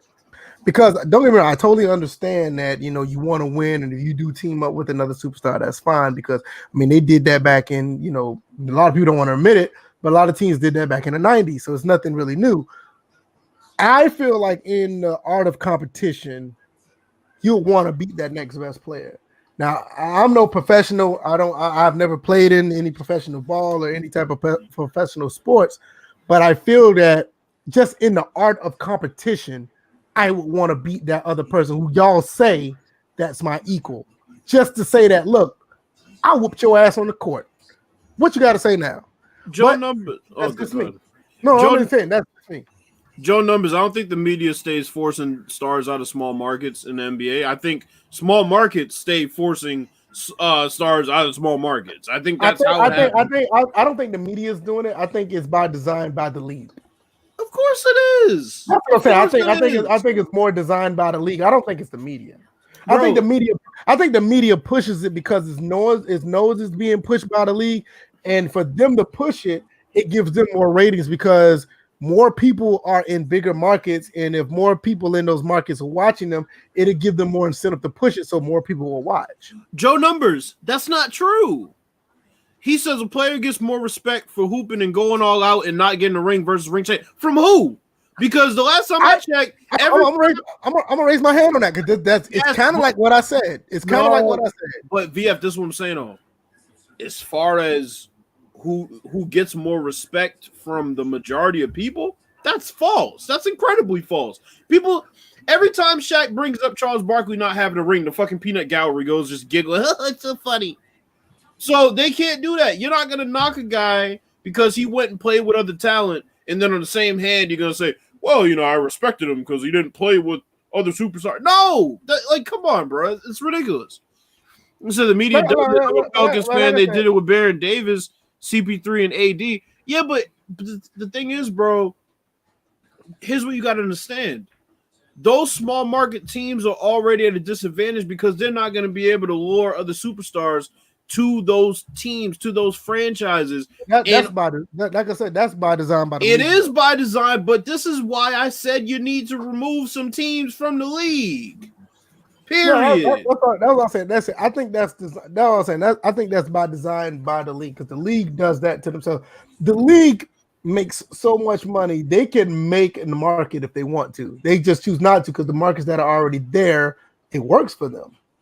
But it's just I think it's just like like the LAs, the New York, the Chicago's, and even some places in Miami, they know those, and there's probably a couple more, but those 4 areas, you don't need to be replacing them, and you don't even have to add any. So by design, it's like the league try to push players. I ain't gonna say they try to push players, but they give more an incentive for players to go that way. But Joe Numbers, you're in the minority, bro. And the thing is, a lot of folks that have your way of thinking also are truly hypocrites when they talk about players going to play with other talent. They're hypocrites about that. They just are.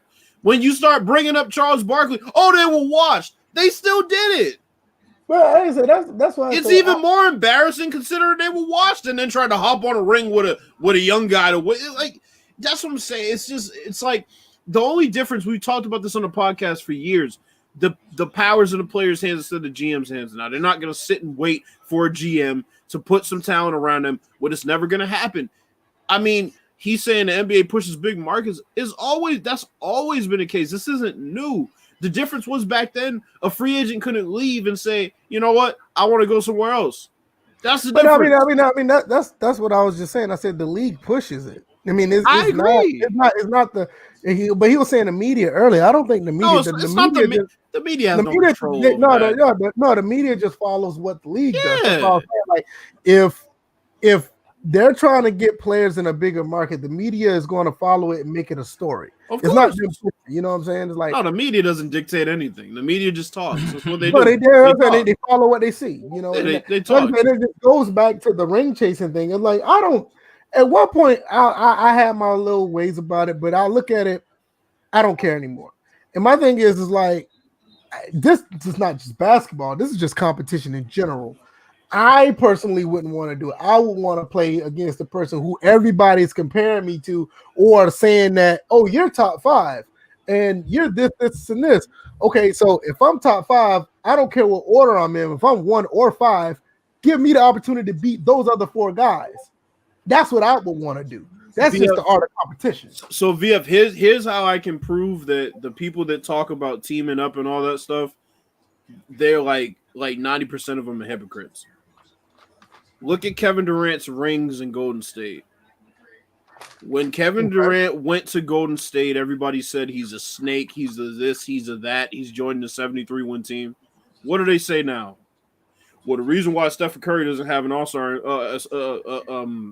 Finals MVP is because Kevin Durant was there. But people don't realize even when. So you can't have it both ways. Even the thing about Kevin Durant, even when he went there, people don't realize that he was the reason why they won those rings. It wasn't he wasn't riding the coattail of any of them. Yeah, it looked like it from the beginning, but when you actually see him play, it's like, okay, he was the guy that won it for him. Yeah, Steph and Clay is shooting a bunch of threes, but it was him. But Kevin Durant realized at the end of the day, people are not going to remember how he got there.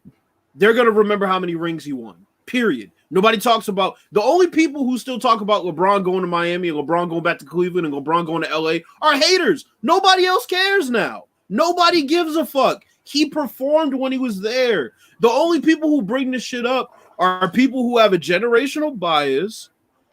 But that's what I'm saying, Joe Numbers. It's not that I'm knocking what you're saying. What I'm saying is that you said more people respect him. I'm telling you that's not true. It's not more people. It's you. You're in the minority. And that's fine. You could be in the minority. But what I'm telling you is people are growing out of that because they look back at the game from the 80s and they look at how the GMs built around him. Oh, well, MJ didn't leave. What reason did he have to? He was about to. He had a coach, and that was just literally personal. That wasn't even basketball at that point. That was personal. That was principle. So it's like, okay, Magic didn't leave. What reason did Magic have to leave when you can replace a former MVP and Bob McAdoo with a fucking young stud? Like, it's just, I don't get it, bro. It's like, I don't get how people can talk about this whole concept of, competition and grinding for rings and all that, but at the end of the day, they're not realizing that GMs are not doing their job the way they did back in the day. That's just what it comes down to. You have these players sitting and rotting, wasting their entire primes before they even get to taste the conference finals. Kevin Garnett. Speaking of old school, somebody on Twitch right now is playing Need for Speed Underground 2. Oh, wow. What made them want to stream that? I haven't played Need for Speed Underground 2 in years. You know what? Let's move on. This topic can be carried over to the Westbrook and John Wall topic because I want to talk. Let's talk about that. Go ahead. So for people who don't know, been living under a rock. Russell Westbrook and John Wall were basically exchanged for each other essentially, and Houston also got the first round pick from Washington. At the end of Russell Westbrook's career, when he doesn't win a championship, because he won't, let's be clear about that. He won't. I'm predicting that. What will they say? What will they say about his solidarity on OKC until he was traded? What are they going to say about that? They're going to say that he was a cancerous teammate. They find other things to rash you for when they can't rash you for leaving. It's always something. What did they say about Iverson? Well, Iverson never won a ring, but he was selfish. Reggie Miller. Now they look back and say Reggie Miller's overrated. They do it with everybody. It's not like so. This whole grinding for rings thing. I'm sorry, bro. It's a grind regardless, man. Like it's a grind regardless because if you're taking on a superstar, you're losing your supporting cast. It happens every single time one of these so-called super teams are built. That's just how it is. That's how it is. You lose your supporting cast. So that's my thing. With the Russell Westbrook and John Wall thing, I think Houston easily wins the trade. Easily. I think they easily win the trade. You get a first-round pick, and you get a guy that better fits the team. See, and that's funny because it's also based on a prior podcast conversation, a brief podcast conversation we had about this trade when it was being discussed before it actually happened. I feel like the Rockets get the better end of this. I feel like the Wizards should not have made this move, and it seemed like it was being pressed upon by Westbrook's agent because he's been hell bent on trying to get out of there. Westbrook. Did you hear? Well, what's that? That John Wall preferred that James Harden preferred John Wall over Russell Westbrook. There's a lot of preferential suggestions that are out there. I could understand because Wall will get Harden the ball. Wall is a playmaker. He fits everybody else better than Westbrook does anywhere else. So hey, send Joe numbers the link. This dude wants to get on there. Y'all gonna fuss because y'all gonna fuss. We ain't gonna fuss. Ain't no point in fuss. There's nothing to fuss about. This is a basketball conversation. We've had worse fussing on here before without guests. Yeah, y'all gonna fuss. Y'all gonna fuss.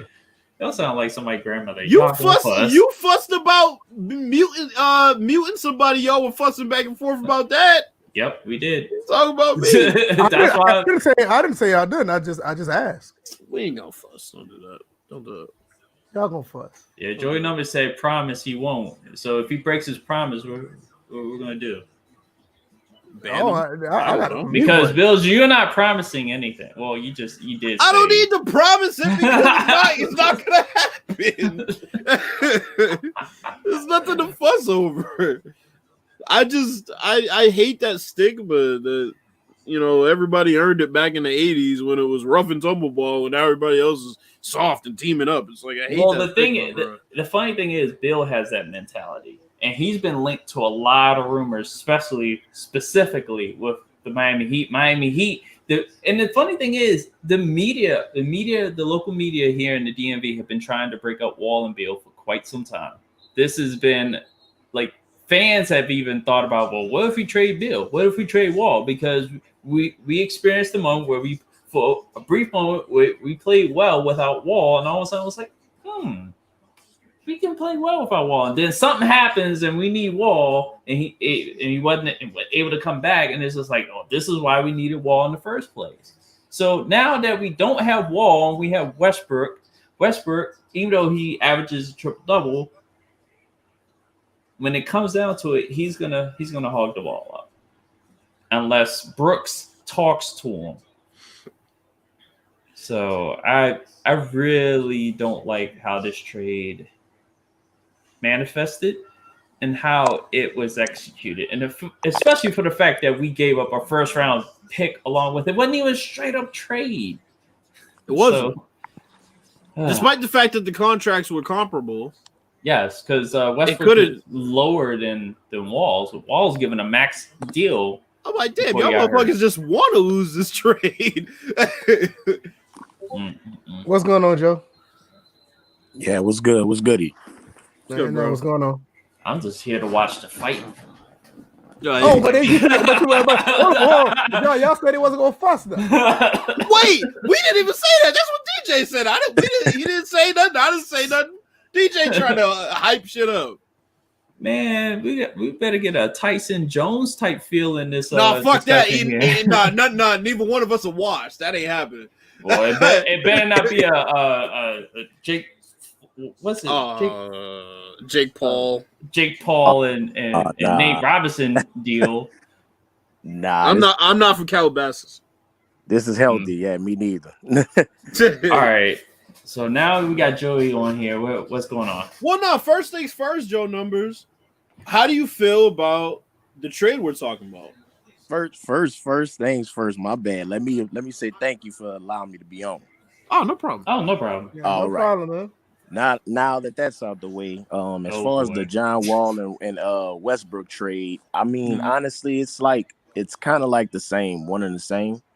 The only exception I would say is the fact that Westbrook has a lot more star power, and the fact that he had triple doubles, so he can kind of he has more of a well-rounded game.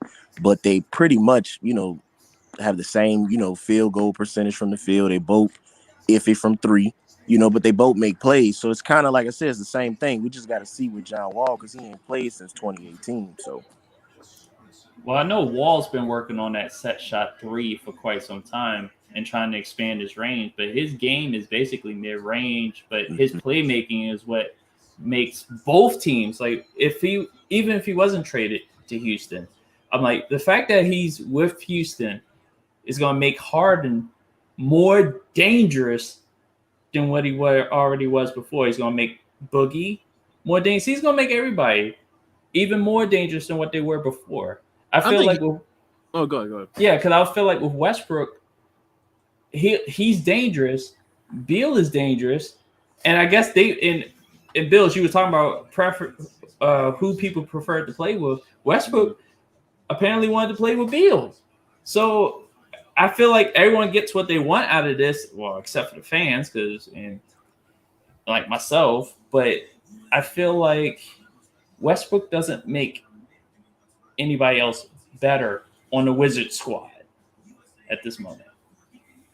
Agreed. I mean, I think Houston easily wins this trade because, I mean, they have a big for their point guard. And I think a big and a point guard will always work together. And that's why they're from the same school and they wanted to play with each other. And they played with each other in college and they were damn successful as freshmen. So, I mean, like I said, Westbrook's never going to win a championship as the best player in the league, or as the best player in the team or the second best player, unless he has a big on the team that will slow his pace down so he can learn how to play in the half court without the ball.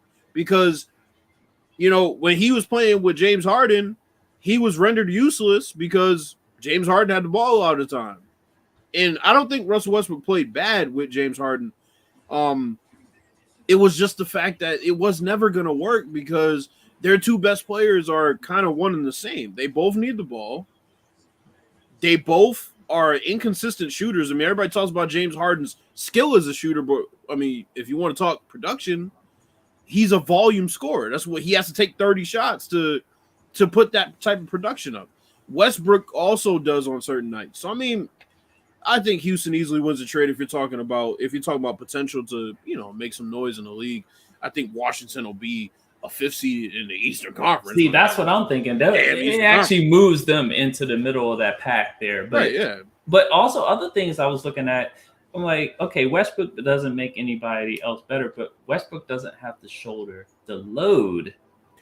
No, he doesn't. In certain cases, I'm like, not even certain cases. I'm like, they can trade nights if they want to. Beal can handle the load one night. Westbrook can handle the load because they also have shooters on the other. Well, I would say one or two shooters right now until a couple step up. I know Troy Brown Jr. No one talks about him. He actually stepped up while doing the bubble and played better.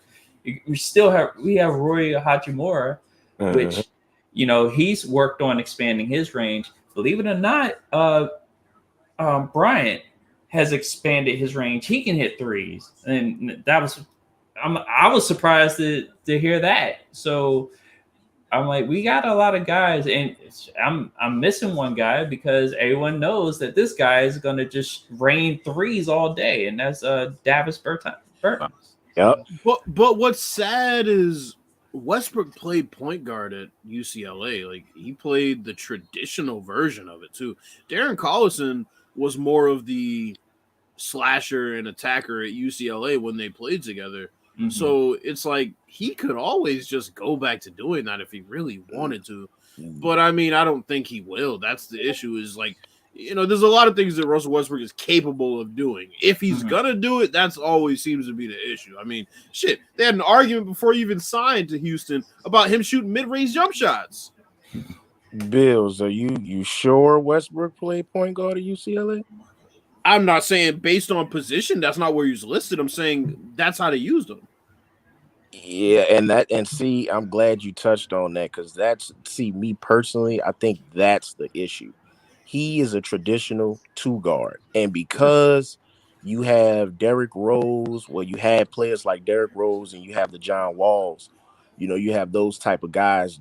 That's what I think they primarily wanted to put the ball in Westbrook's hand, which has not been to me has not been effective. He's more effective when he's a natural two guard. Even when the Thunder had Derek Fisher running point for a little bit, and he was running off ball, they were progressing, they were succeeding a little. In my opinion, I think that's the issue with Westbrook. He needs to go back to the two and get the ball out of his hands. Like you said earlier, he got to play more off ball, because with the ball he makes careless decisions. I mean, he kind of reminds me of a Ginobili, but a Ginobili that doesn't win. Because even Pop said Ginobili would make a play, and you'd be like, oh yeah, then he'll turn around and make another play. You'd be like, shit, let me take him out. You know what I'm saying? So, well, see, it's interesting with Westbrook in this situation, because the past two situations, the first time he was in, three situations. The first time everything was pretty much cool with Kevin Durant until Kevin Durant got injured, and then that's when shit kind of got hazy, because Westbrook went and had his MVP season, and Kevin Durant comes back, and it's like, oh shit, well, like, who's the alpha on this team now? So that became a power struggle. Then he is alone on OKC, so he has to press way more when he has the ball, attack and create for others, which is really just a good way of saying dumping off to people so he can stack up numbers. Right. Then he went to Houston. It also became a power struggle because now he's with James Harden. So if he plays off ball, then James is going to have the ball and he's not going to be happy. If he plays with the ball, James is going to be off ball and he's not going to be happy. So that became a power struggle. I think this situation, the more I think about it, it may work only because I don't see a power struggle here. Yeah, I think Beal can definitely play the point. Yeah, and he can play off ball too. Yeah, and he can play off ball. Yeah. So that's why I could see a situation where they'll alternate. They've not shied away because their system mainly is based off pick and rolls and isolations. They don't really run like really structured plays like you think. And it's funny because the coach that they had before them did, Randy Whitman. He was running a lot of structured plays, but that was a different NBA within the last 7, 8, 9, 10 years. That's kind of the issue with the NBA now. Before we get into the whole ring conversation. A big issue that I do see you brought up was when one guy's running pick and roll, what are the other guys doing? Standing around. Mm-hmm. And because pick and roll is such a staple in the league now, I mean, shit, you'll have Westbrook run a pick and roll and a center will switch on him. So then he'll isolate. He won't have anything. He'll call another pick. He'll come around, boom, dump off to the center. The whole time the shooting guard, small forward, and power forward just standing there like, okay, what do we do? Man, I would be moving around. But you mess up the space thing. That's how you get benched. But the thing is, it's like I'm imagining situations where the pick and roll takes place, and once it happens, I just move into the void.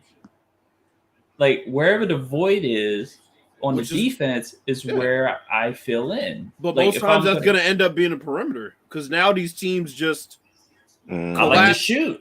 But that's what I'm saying. But they already do that. They slide down to the corner and boom, it's a kick out. But that's what I'm saying. That's not like, player movement. Like they're not moving without the ball. They're just sort of, okay, Westbrook's coming on the screen. This guy from the corner's crashing down. I slide down to the corner because I was on the wing. Yeah. You know what? Like that play that I shared where you saw the pick and roll, but you seen another pick simultaneously happen. Yeah. Where it freed the shooter. I'm like, the play is either you drive and have an open lane, or you drive, draw 2 or 3 people, but we picked off the shooter that you can dish it off to, and bang, he'll settle it. And so see that. Good. Wait, Bill. No, go ahead, bro. No, you. I was just saying, with that, and that kind of leads into part of the conversation about the rings too. Like what you just said about today's game. This is more of a copycat league, and not to say it's an old school mentality, but I think the NBA needs to go back to where teams have their own identities. Everybody doesn't have a Steph Curry and a Klay Thompson that can shoot efficiently from the 3-point line. They don't have. I agree with that. I definitely agree with that. But they jack up shots like they do. You got guys now. They, a 36, 37% 3-point shooter is good. That didn't used to be good in the league. Like I remember Tim Legler used to be. I mean, even though he primarily shot 48%, 46%. That's efficient shooting. Now, granted, they didn't take as many threes back then, but it was everybody had a different identity. When you played the Bulls, you knew the triangle was coming. When you played Seattle, you knew Gary Payton was gonna lock you up. You knew Sean Kemp was gonna be all over the place. When you played Phoenix, you knew Kevin Johnson was gonna be somewhere. You knew Barkley was gonna get his under the board. He's 25 and 20 in his sleep. So when you play the Knicks, they got you and all them. Everybody had an identity, but now it's more of everybody wants to space and pace and just shoot threes. And you notice that, and that trickled all the way down to online gaming.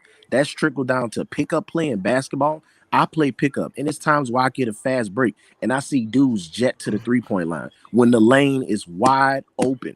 The lane is wide. It's like they curtailing their own talent because they're probably better doing something else, but they want to be somebody else. Because analytics has taught us that the layup is a low percentage shot. It's the side, it's the corner 3 or dunk.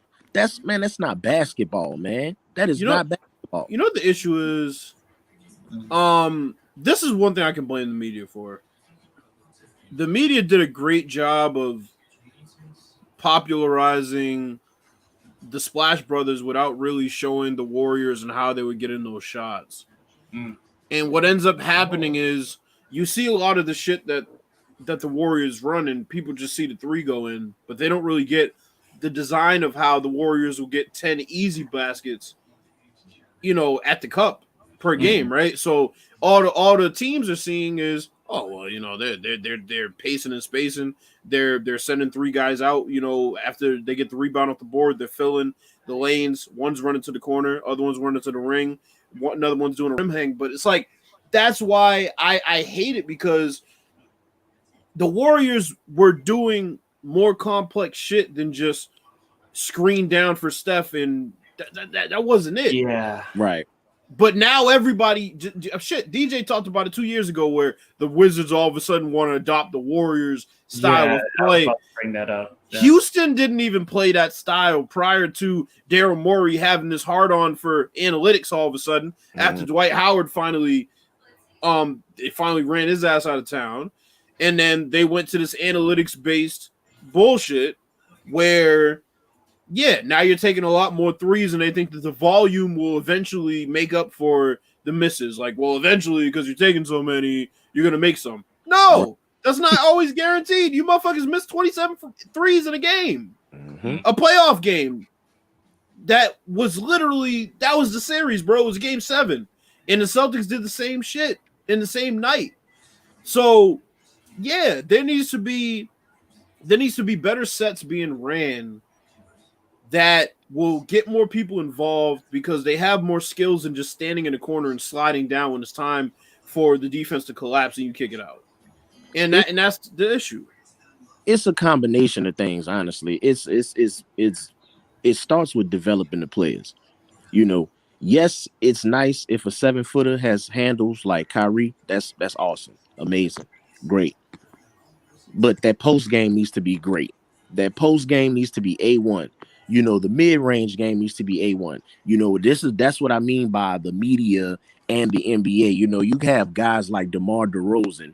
They call him, you know, old school, or he's a thing of the past. The mid range game, Kobe Bryant made a living off the mid range, as did MJ off the mid range. Mm-hmm. The mid range is still an effective shot. It's just you have to have players, you have to develop better players, and players have to be more versed than just, okay, I can dribble, I can pull up from anywhere. You hardly see post games. Like it is no like it pains me to see some of the centers and some of the players that you have in the league today. Like they just able to do one or two things that's real good, and they still. I'm not knocking them for having a job, but it's at the same time, it's like you guys are professionally playing a sport. If you in your third year, your 4th year in the league, I need you to at least be 75% from the free throw line. That's everybody. I mean, come on, bro. You getting paid millions. You can't work on a free throw. Like, you know what I'm saying? Oh, build a post game. Give me I some pump mean, fakes. well, I mean, I'm that just goes. think about it, Bill. Think about it. I feel you, but I just think that just times change. I mean, we looked at the NFL and how it used to hand the ball off to a running back 400 times a year. That doesn't happen anymore. I mean, that's how the league changes and that's how the league evolves. They want to create a more visibly appealing league for the fans, and a lot of people don't really like that. But I mean, in my opinion, I've watched every single era, and I would compare this era to the 70s, honestly, because the 70s had ridiculous points per game averages. Everybody in the league was averaging 114 fucking points without a 3-point line. And so there's positives and negatives in every era, but let's get into this ring conversation. The real reason you're here. Okay. So this is my thing, bro. Like when I see these players today being assessed, even by their peers from back in the day, they start to drop on the list when they don't have rings. And it's backhanded because those same players that are ranking them towards the bottom of the top 10 or below that, they were the same ones that were saying, oh, well, it's great that he played on the same team for his whole career, and it's unfortunate that he didn't win a ring. Okay, but you're putting Kevin Durant top 10, and you're not putting Charles Barkley top 10. So explain, not you, but I'm saying rhetorically, explain how it's like you can't have both ways. Like either you're commending the guy for not winning a ring because he stayed there, or you're knocking the guy for not winning a ring because he stayed there. That's my whole thing. So what's your view on that whole situation? Well, that all goes back to what we said, what we both were kind of talking about, the media and the way the game is played. Because we have all these analytics, it's you can say things like Reggie Miller was trash or Reggie Miller wasn't all that great. I mean, if Reggie Miller had a green light like Steph Curry and Klay Thompson, I hate to say if, but we would have to use it in this context because we talk about the way the game is played. See, a lot of people confuse the way the game is played as saying that the game has evolved. And in my opinion, I can put so many holes in it to show you that the game has not evolved. You have guys that, are averaging 9 and 5 in college and going in the first round. That didn't used to cut it, in the NBA, because if you were competing, so with the media clowning people and then on the backhand praising people, that goes to show you that the media is being hypocritical, because you have guys like a Charles Barkley. Yes, Charles Barkley. Oh, I'm not even gonna say him because he did kind of ring chase towards the end.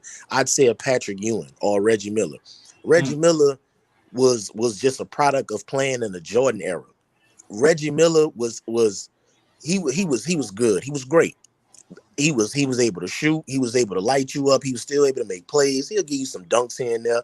But Reggie Miller was an all-around player. That's me personally. I respect it because he did toughen it out and he grinded it out. A lot of people look at that as an old school mentality and say, well, no, that's the old school way. But I look at it in a different perspective. I'm gonna give it to you like this. I look at it as he got in the NBA to be the best. At the end of the day, he can honestly say he never did team up with somebody he was drafted with or somebody that was hot on the come up to go ahead and get a ring. He went, he did it, he didn't do it, and that's just part of the game. But that still does not make him a scrub. Don't make Allen Iverson a scrub. Don't make any Patrick Ewing, players like that. They grinded it out. Sometimes that just comes with it. Sometimes that just comes with it. See, in society, we look at it, taking L's is a bad thing. So that's why everybody's jumping around and ring chasing. It's not really an L, man. That's just part of competition. You're going to win some, you're going to lose some. But so I agree with some of what you said as far as the fact that those dudes aren't scrubs, because obviously they're not. They're great players. Here's my question, though.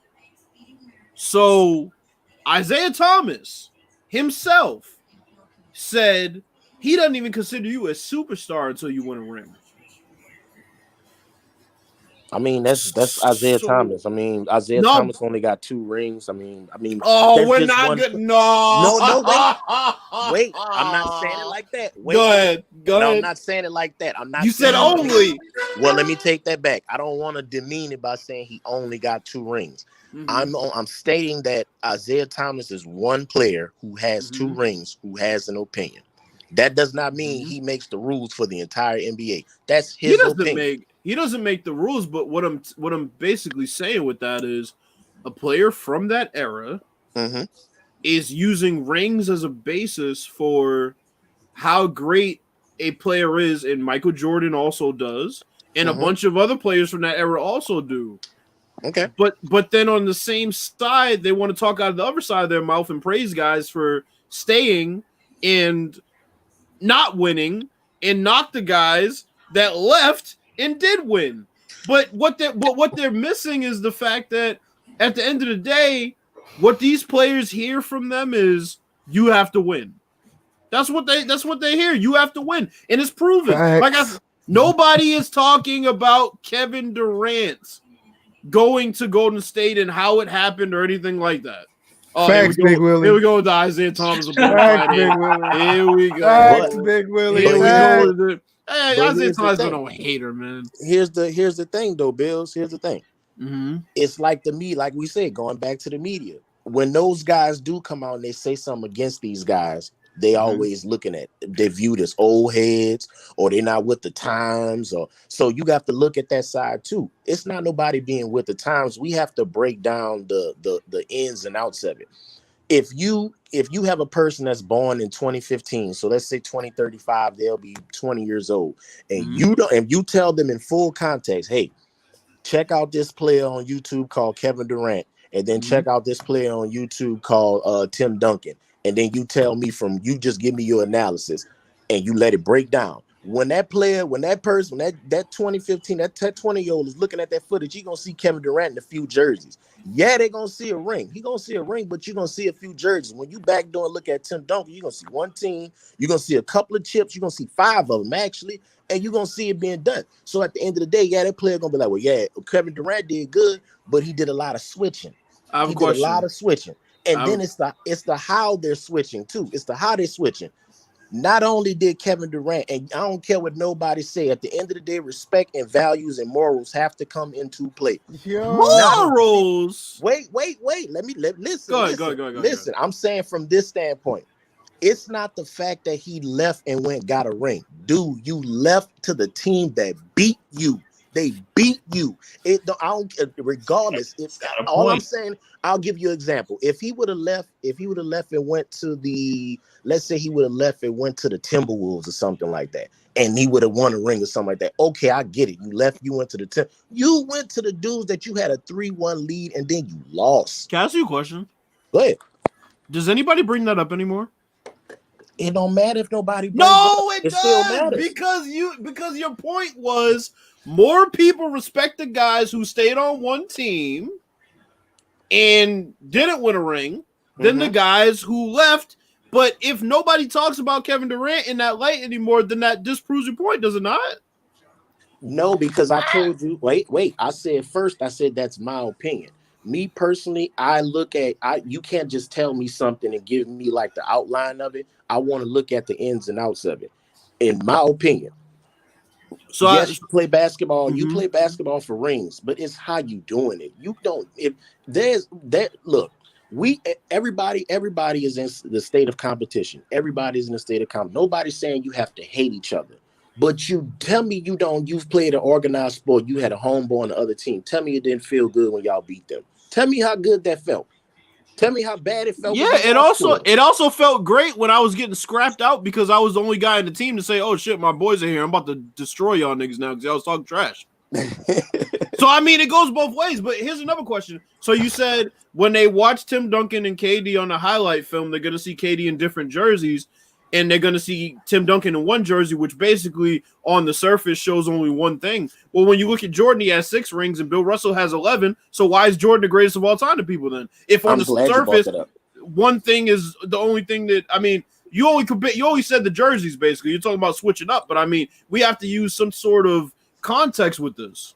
I'm glad you brought that up because I agree. I agree that Bill Russell I agree there's nothing greater than Bill Russell.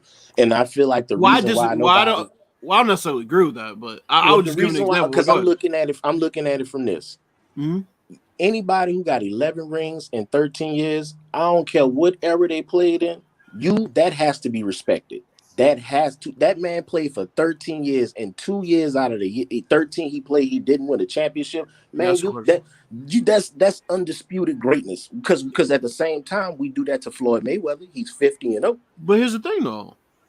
The thing with the Bill Russell situation, and I hate to knock a guy for his era, but let's be honest, the NBA was in its infancy, and he had a Hall of Fame team around him. And it's not to knock him, but those are the things you have to look at. If Michael Jordan played in the 1950s with 6 other Hall of Famers, that motherfucker probably would have won every year. And it's not exactly a knock. It's just those are the things you got to look at when you win rings. I mean, shit. Give me a guy who's playing against an evolved league and decided he was going to go to a 73-win team, which wasn't the same roster, over the guy that won 11 championships in 13 years against an underdeveloped league. And he had a bunch of Hall of Famers on the team. And like I said, it's not knocking Bill Russell, but it's just like, that's why I can't knock guys who go to a team with other talent because they didn't play with talent on their team. And they say, look, GM's not getting this done. Or it might be a situation, like he said, it was just a basketball situation. Russell Westbrook and him were having a power struggle. He didn't want to fight over the ball anymore. He went somewhere where he didn't have to fight over the ball anymore. And it wasn't him wanting the ball more. It was literally having a fight over it that was a passive-aggressive type of fight. I mean, I can't really knock Kevin Durant for that. Now, this person's saying Bill Russell's not even the best center stop. I mean, I don't know what we were... And that's what I mean. See, that's what I mean. You have to, like I say, I feel like people knock Bill Russell, not saying you, Bills. Yeah. But I'm saying some people in general. Because they don't know. Not that part. That's part of it. And another part of it because they know what he did will never be duplicated. So it's kind of like, to me, I call it like the sore losers mentality. Like, you ever had that guy that you playing with in the gym or whatever, or you playing online or 2K or something, and y'all beat him, and he'll hit you with at least I dropped 40 or I dropped 50. It don't matter. You lost. I don't care. You lost. That's what the sore loser is. So since you can't beat the Bill Russell, oh man, he played in this era. Oh man, he did. No, respect what that man can't control when he was born. He couldn't control that. So he had no control in. I agree with you, but unfortunately, it still has to be taken into account and that's why I also don't agree with the greatest of all time shit, to be completely honest. I think greatest of an era makes sense. Yeah. I think comparing two guys at different positions is stupid, to be honest. Yeah. I can't sit there and compare Kareem and Jordan. I always say, look, Kareem, I got to throw LeBron in after this championship. Kareem, LeBron, MJ, and Magic all have an argument for greatest of all time to me. The way they impacted the game, eye test, their accolades, all that encompassed, I think they all have an equal, not an equal. Well, yeah, they all have an equal say for the greatest of all time. Whoever you want to say is the greatest of all time, I'm not gonna argue with you. Once you start including other people, we might have to think about it. But I think those four, I think, should be included in whatever conversation we're talking about when we say greatest of all time. I mean, you look at Magic Johnson. Everybody was talking about Magic Johnson. Oh, he couldn't shoot and all this other stupid new age shit. The thing about Magic Johnson was, first off, he won 2 of 3 MVPs out of the 3 years that him and Larry Bird were going at it, which is enough to begin with. Right? But then you have the fact that the dude literally from one year to the next changed his game to be more offensively minded because he literally had to. Like Pat Riley asked him, okay, yeah, you're going to have to carry the scoring load this year. And he was just used to being a point guard. And he went and he did it, and they won a ring. That has to be respected. So when we talk about greatest of all time or just the rings conversation in general, I think a lot of context has to be added. You have to look at the whole picture. I can't just knock guys these days for going to other teams when I'm looking at what the GMs are doing and saying they're not putting any guys around them. And you're looking at the other teams that are. I mean, I can't knock a guy in this generation. That's really what it's come down to. Players have to take power into their own hands because these GMs, quite frankly, are not qualified to even do their jobs. Hell, Rob Pelinka is the GM of a basketball team for being Kobe Bryant's friend and fucking agent. He was fucking hold on, he was fucking agent. What are you doing? Wait a minute. What are you doing? I gotta ask you a question. Mm-hmm. Now you said impact. Mm-hmm. Now I'm gonna throw this disclaimer out. Mm-hmm. Please do not say I'm a hater. I just want to know for clarification. Mm-hmm. How has LeBron impacted the game? Like LeBron has impacted the game in several ways. LeBron has changed the way that a lot of players even view basketball from film study on their own individual film study. LeBron knows everybody's position on the floor and everybody's responsibility on the other team, let alone his own team. He's impacted the game by now everybody's looking for a LeBron coming out of college. Michael Kidd-Gilchrist got drafted on the possibility he could be LeBron because he was the 6'8", typical LeBron prototype. Andrew Wiggins got drafted on LeBron type potential. That's how he impacted the league. I mean, he's impacted the league in a bunch of ways. Okay. I have one thing to knock on that. Okay. Not everybody has photographic memory. That's true. That is true. And you're talking about between 2 to 10% of people in the total world population are photographic memory. So others can try to, do like maybe 1/10 of the film study that he can do, but it just seems like if he can pretty much do that shit on the fly. LeBron's been a substantial staple in the league to the point where now they have unrealistic expectations for him that he still somehow tops, which means that impact is unquantifiable. Everything. He remembers what people say. He can tell you where you were like 2 weeks ago. No, but I'm saying it's like everything. No, but I'm saying like LeBron. Don't let him be a witness to a murder. But LeBron, I know, right? but no, I mean the thing with LeBron is that, people have such different standards for him than everybody else in the league to the point where they don't even notice that they're doing it when they're doing it. Like they'll say, "Oh, well, they should have won that. They should have won that series," and it's like, yeah, but he had Matthew Dellavedova and Amon Shumpert as his 2 best players in the series. Yeah, but Jordan would have did it with one hand.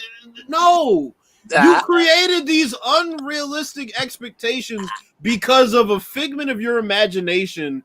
Some stand that was all on LeBron, got you all your feathers all ruffled. So now you create these unrealistic expectations and say LeBron has to meet these or he ain't shit. It's like, how? Bills, I'm gonna explain, please. Go ahead. Please go ahead. Explain now. Now we got to break it down into segments. Mm-hmm. We have to agree. We have to give LeBron some accountability in this. when he first came out, he dubbed himself the Chosen One. He did. Yeah, it's a moniker. That's how you make money. Right. Okay. Your first year in the league, you supposed to be this next big thing.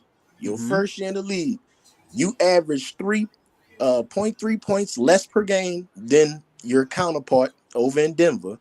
And he pretty much outballed you. He went to the playoffs and everything in a tougher conference and all that too. And you won Rookie of the Year. You didn't even make the playoffs. So it's like, we're not gonna do that. And I'll tell you why we're not gonna do that. No, we gotta do that. Because if you're gonna say that, I gotta respond. Hold on. So here's the thing about the averaging 3 less points. Well, LeBron was playing point guard, and Carmelo wasn't playing point guard. So where those points came from, the assists were made up for. I mean, you can't. Come on, bro. And then you have to look at this too, because a lot of people, a lot of LeBron fans love to say he never has help. And I always ask the question, so I hope I get an answer here.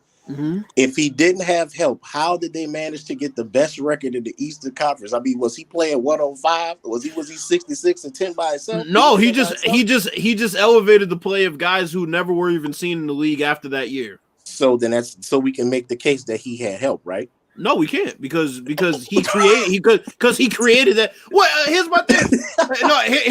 Here's my thing, Joe Numbers. You're saying you're arguing that LeBron had help, but then when I bring up people, you're gonna start to probably make them out to be better than they really are. What did Anthony Parker doing in the league after LeBron left Cleveland? How about Boobie Gibson? Hey, hold up. Go ahead. They played. They were professional basketball players. They got signed to a professional contract. Here we go. Hey, no. Look, I'm gonna tell you straight up. I'm telling you straight up. This is no bias, no nothing. You're talking to a Pelicans fan. I don't even have a favorite player. I just like my team. I'm a Pelicans fan, just the fan. So, look, they got signed to a contract. They organized their team, and we've had cases where LeBron has organized his own team and he still came up short. Joe Numbers. Anthony Parker and Boobie Gibson. Hey. Anything prior to him leaving Cleveland the first time is irrelevant in my book. Well, it's not irrelevant if you're claiming he had help. It's irrelevant. No. I'm just saying when we're talking about the original basis of this argument, prior to him going to Miami is irrelevant because he made his own destiny after he left. Those first 7 years in Cleveland, he was just the basketball player. He became the guy. He became the guy everybody's talking about now. Once he left Miami, he made that team that he wanted to play with. Or he helped make the team he wanted to play with in Miami. He helped make the team that he wanted to play in Cleveland, and he did it again in LA. That's the impact that he had. Those first 7 years, I mean, I shrugged my shoulders at that because to me, he was just another basketball player in my book. I don't see anything as far as LeBron the Great in those first 7 years. I see it afterwards. But even that wasn't even on the court. It was more of the business side of it. So why does everybody uplift Allen Iverson for quote unquote carrying? I didn't ask a question yet, so of course you can't answer it. There wasn't a question yet. Why does everybody uplift Allen Iverson for carrying a 6th Man of the Year, Defensive Player of the Year, and one of the best coaches ever to an NBA Finals, but then LeBron's just a basketball player when he carries Boobie Gibson, Ivan Newble, because both of them are. I'm not putting one above the other. When we're talking about LeBron, what he's done to the NBA, the first 7 years has nothing to do with that. But we're not even talking about the impact thing anymore, though. That's not where we're at. We never finished it. Y'all never finished it because he went off in a different direction. And exactly. I had to respond. Exactly. I'm taking it back to where it was. Yeah, but you said the first 7 years of his career was irrelevant as far as that's concerned. When it comes to his impact in the NBA, yes. When it comes to the impact he's made on the NBA, yes. Wow. Because everybody could talk about the 45 points he did against the Celtics, which was great. And I'm not saying that in the 29 of the last 30 against the Pistons. And I'm not taking that away from him, but that is small peanuts compared to what he's done once he came back. That is small penis compared to. That's what it sounded like you said, bro. It still is though. Even if y'all laugh, it's still a small penis. I'm not laughing like with you. I'm just but am I wrong though? What he did the first 7 years is very small compared to what he did after he left Cleveland the first time. VF, here's as far as the impact, here's why I disagree. The reason why I disagree is because the reason why everybody made a big deal about what he did in those. I don't care what they made a big deal, but the results say obvious. Can I finish? The results are obvious. The reason you're not going to put the first 7 years up until you're not. Can I finish? Go ahead. I'm gonna tell you the same thing. The reason why people make a big deal about the second half of his career is because they held him to the standard of the first half of his career of carrying trash to the NBA Finals and losing, which they like because they can judge him at the end of his career. Oh, well, LeBron didn't win a ring, but then they'll also say they have it both ways, bro. That's why I don't like these. And I don't care what they have, but when you look at one half to the next. It's no comparison. Big Willie just says right here, I wouldn't say small. He was a multiple-time MVP. Was he a multiple-time MVP before the 7 years or after? He was both. What do you mean before after? Both. What do you mean before after? Both. He was an MVP prior to 2010. He won 2 in Cleveland. He won 2 in Miami. He did. All right. I forgot about that. You're right. But once again, his last 10, exactly. His last 10 was more impactful. And Cleveland went 40-1 at home. So I'm saying it's not about what's more impactful. And then the thing about it is he's more impactful off the court than he is on the court. I think everybody said that in the chat prior to this. I'm not about to debate LeBron James' impact because anybody should be able to see. But that's what it started out as. What are we doing? What it started out as. Willie started trying to break down stuff about him not having help. That's where the conversation went. No, prior to that. But prior to that, we were talking about his impact on the NBA. And I agree that his impact is what he done after those 7 years. It's way more important than the first 7. I never disagreed with the fact it was more. That's all I was saying. But you added more disagreements to something that never was there. Because you were shitting on the first half of it completely. Compared to his last 10 years, yes, I'm shitting on it because the last 10 was more. Joe Numbers, can you explain to me how Anthony Parker and Boobie Gibson impacted their team, let alone the league, after LeBron left? Well, I can't. I look. Other than being employed, because you use that as a bare minimum. I mean, I guess if you're employed in the NBA now, you help, apparently. No. Well, I mean, to an extent. I mean, technically, if you're on the court, you are help. I mean, if Trae Young was a bum, you wouldn't call him help on Atlanta. Yeah, you'd have called him. But I will say that. But I will say this: the backup point guard that comes out to help Trae Young is help. Regardless how trash he is, I mean, bad help. No, help is making the situation better, not worse. but see, this is where I'm at with it. See, you say everybody wants to have it both ways. I can make the case for LeBron fans too. It's like every time the team wins, oh, we praise LeBron, but every time the team lose, we finger point. Oh, it's this person, it's that person, this person, it's that person. I have a question for you. Go ahead. In what scenario can you put all the blame on a guy that leads a series in every statistical category? I don't even know why. I'm gonna be honest. I don't know why they do that. That is ridiculous. I'm gonna tell you why. That means that he was the best player in the series. I'm gonna tell you why. It's no different. And hear me out before you say, "Oh my God." Good. Hear me out. It's no different than when you're at a job. If I'm at a job and I'm paying the person at the top, that person is going to be held the most responsible, are they not? The person at the top that hired the people? Okay, so if I'm let's say I own hire Anthony Parker. I'll give you a hypothetical. Let's say I own YouTube and you are my next in charge. And let's say VF is like the manager. So it'd be the chain of command, it'd be me, you, and then him. Yep. So you think if I come in to check something out, or if I'm coming in to work, the daily work, you think I'm going to talk to VF or I'm coming to talk to you? If you let me explain it and give you another comparison. If you came in and turned the lights on and unlocked all the doors and open the cash register and put the new cash in the cash register, and all you ask the guy at the end of the night to do is put the alarm on, or the cops are going to come, and he don't put the alarm on, whose fault is that? That's my fault. You had one.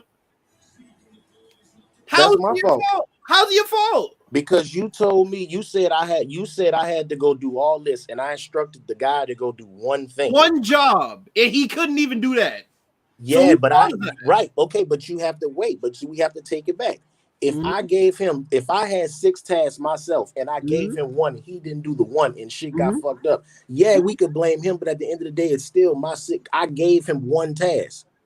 You gave him one task and he couldn't even do that one. So who's more inadequate? Okay, in the chain, okay, then that would be him.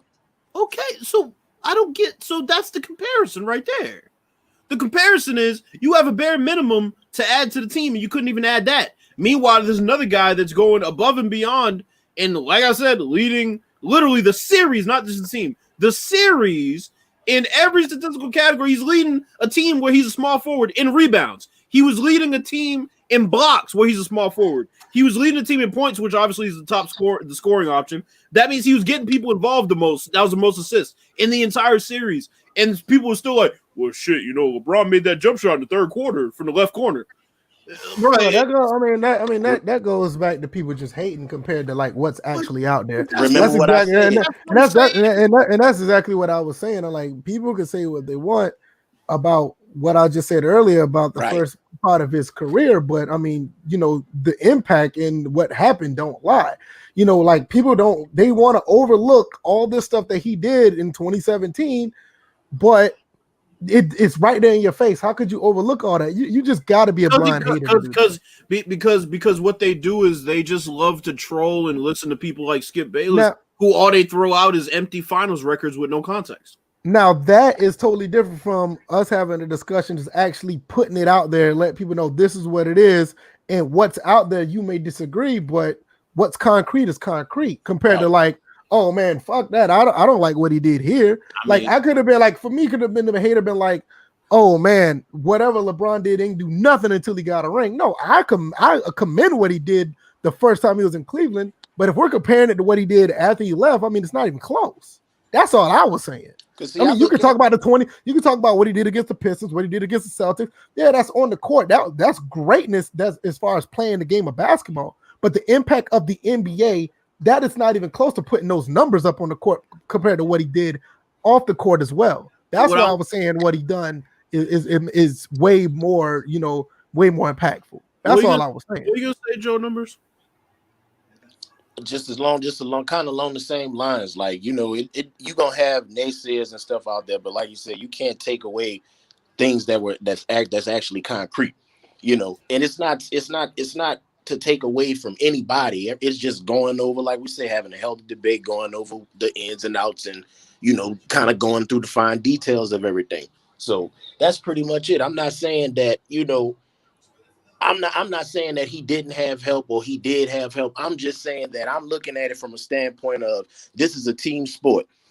Everybody is responsible, but when you, like I said, if I'm looking at it as a team sport and also kind of stepping at it from a business standpoint.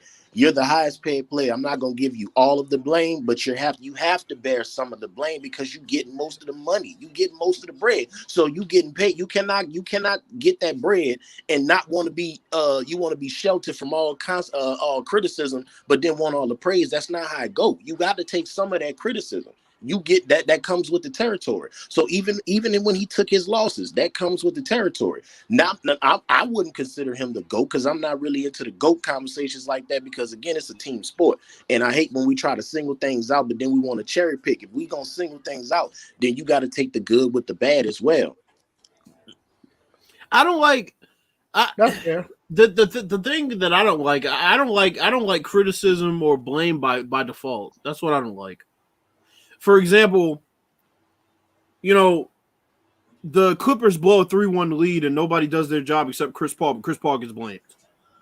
Why? Agreed. So that's what I'm saying. It's like, everybody, you should have beat the Warriors. How? What? In what world? He beat them once. The Cleveland Cavaliers beat them once. And then I kind of understand what Joe Numbers is saying because like what he was saying with the Cleveland thing, like people saying, "Oh, LeBron don't have any help," but at the same time, he gets the praise if they did or the accomplishments that they did have. And it's like to me, yeah, Boobie and Anthony Parker and even some of those other people that was on the team, they may not have like other accomplishments outside of the time they was with LeBron, but no, because they sucked. They are professional basketball players. I mean, they'll wipe the floor with us if we get on the court. Right. With Well, of course, you know but I mean, pros I mean, compared and to be honest with you, they'll wipe the floor with a handful of the pros that are in the league. You know, it's not that they're like the worst of the worst. You know what I'm saying? I mean, they can ball. You know, what the point? Right. That's all I'm saying. That's all I'm saying. You have to be fair. That's it. Yeah, but I mean, if we're being fair, I mean, you can't compare them to anybody on any other championship team that did win as help. There's nobody in LeBron's first 7 seasons that you're going to bring up and say, "Oh, damn, that was a valuable teammate for LeBron in his career." Yeah, because like I said, the first 7 years is from a basketball standpoint, it was him. But I'm not going to sit here and say these guys are like bona fide scrubs because, like I said, I would take them on a team with me to play against somebody because they can play. at the park. But we're talking about an NBA environment. We're comparing them to other pros. Part of that too, Bills, is the market. That goes back to what I was saying, like the NBA. The NBA, that's one of the problems to me. And I got little things, the details to kind of back it up. Because LeBron was in Cleveland the first 7 years, you notice how nobody wanted to play with him. But the minute he go to Miami, he backdoors and go to Cleveland again. Now everybody wants to come play. The NBA has a way of doing that to people. That's why I was telling you, I'm a Pelicans fan. I remember when Baron Davis was playing with us. They was forcing him out. Oh, hey, Baron Davis not gonna be here long. They're gonna force him out. He went to Golden State. Then we got CP3. Oh, that CP3, he's not gonna be here long. They tried to send him to the Lakers, then backdoor send him to the Clippers. Every time a small market gets a good player, the media and the NBA has a way of kind of shifting or moving them to LA or Chicago or Miami. I think me and DJ agreed it was the league, but I can't agree with the media. I just don't think the media has any type of. I think that's more the NBA. Well, the reason why I say it's the media is because when the Pelicans first got Zion, before we even drafted him, Stephen A. Smith was already talking about, if we don't shape up, he gonna be gone within the first 6 years. I could see him going to New York, where they got money. And I'm like, bro, why y'all always trying to ship people? Like, damn, dog. They just I mean, I don't think any of those people that just talk, just literally to talk. I think they just talk. I don't think they have any impact on anything that actually happens. They do. I think they just talk. Now. I think it gives. Yeah, but Giannis already had that mentality. I just told you the quote that he said. That didn't come from the media. No. That came from his mind. No. He said he wants to stay, but what is the media saying? It's possible. No, he didn't. He never said that. He never said he was buying into them for the longevity of his career. Oh, okay. He said, "Look, I want to win, no matter where I am." That's what he said. And right now, you get rid of your depth, and you botch a trade for a guy he actually wanted there. I mean, it's not looking good. But the thing with me is the reason why I say that there's no parity in the league, and the reason why I say that these players don't stay in the small market environments is pretty simple. There's too many teams in the league. There's too many teams in the league. There's too many bad GMs in the league. There's too many bad coaches in the league, and there's too many bad players in the league. The way to weed that out is to get rid of half of the teams. I've been saying this for the longest time, and DJ said we need to do some sort of topic on this, and maybe it'll be next week. But you got to get rid of half of these teams, bro. Bunch of useless ass teams that'll never be anything because the GMs and owners don't know shit. Well, as long as one of those teams ain't the Pelicans, we good. I don't have any issue with the. I mean, y'all have Dave Griffin, so I mean, David Griffin is a good GM. But I mean, the thing is, a team like Charlotte. Charlotte has had a lottery pick for the better part of a decade. You got to get rid of that team. Why are you in the lottery for 10 straight years? And I'm not even blaming Michael Jordan all for that. Right. It's a combination of things. Oh, yeah. That's with anything. But yeah, bro, if you're in the lottery for 10 straight years, you got to go, bro. I'd start pulling up some of these drafts. And I'd be like, using the lottery 10 years, y'all's franchise and get the fuck out of here. I'm sorry. I'm not about to have that. Charlotte. What's another one? Sacramento. Sacramento should be. Say that. Sacramento ran Boogie out of town. Ran Tyreek Evans out of town. Isaiah Thomas. Isaiah Thomas out of town. Traded Hassan Whiteside. Ruined Jason Thompson, who was supposed to be one of the better players coming out of college. And who was that kid? Who was that kid they had with Ben McLemore?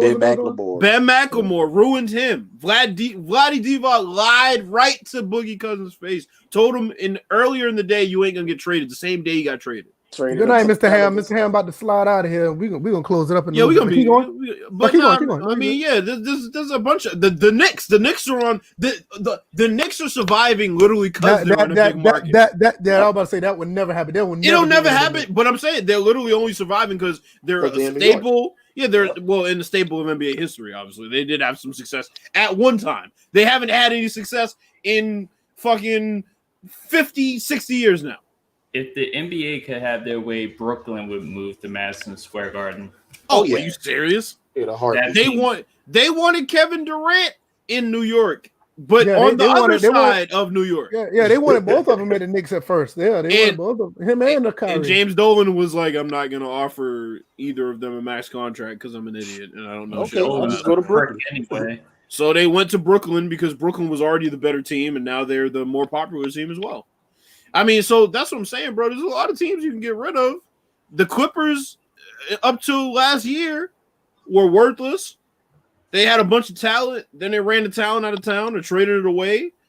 And and you got a homeboy, Steve Ballmer, who's very passionate about basketball. But you saw as soon as they lost with expectations, that motherfucker was trying to blame somebody. So he went and fired Doc Rivers.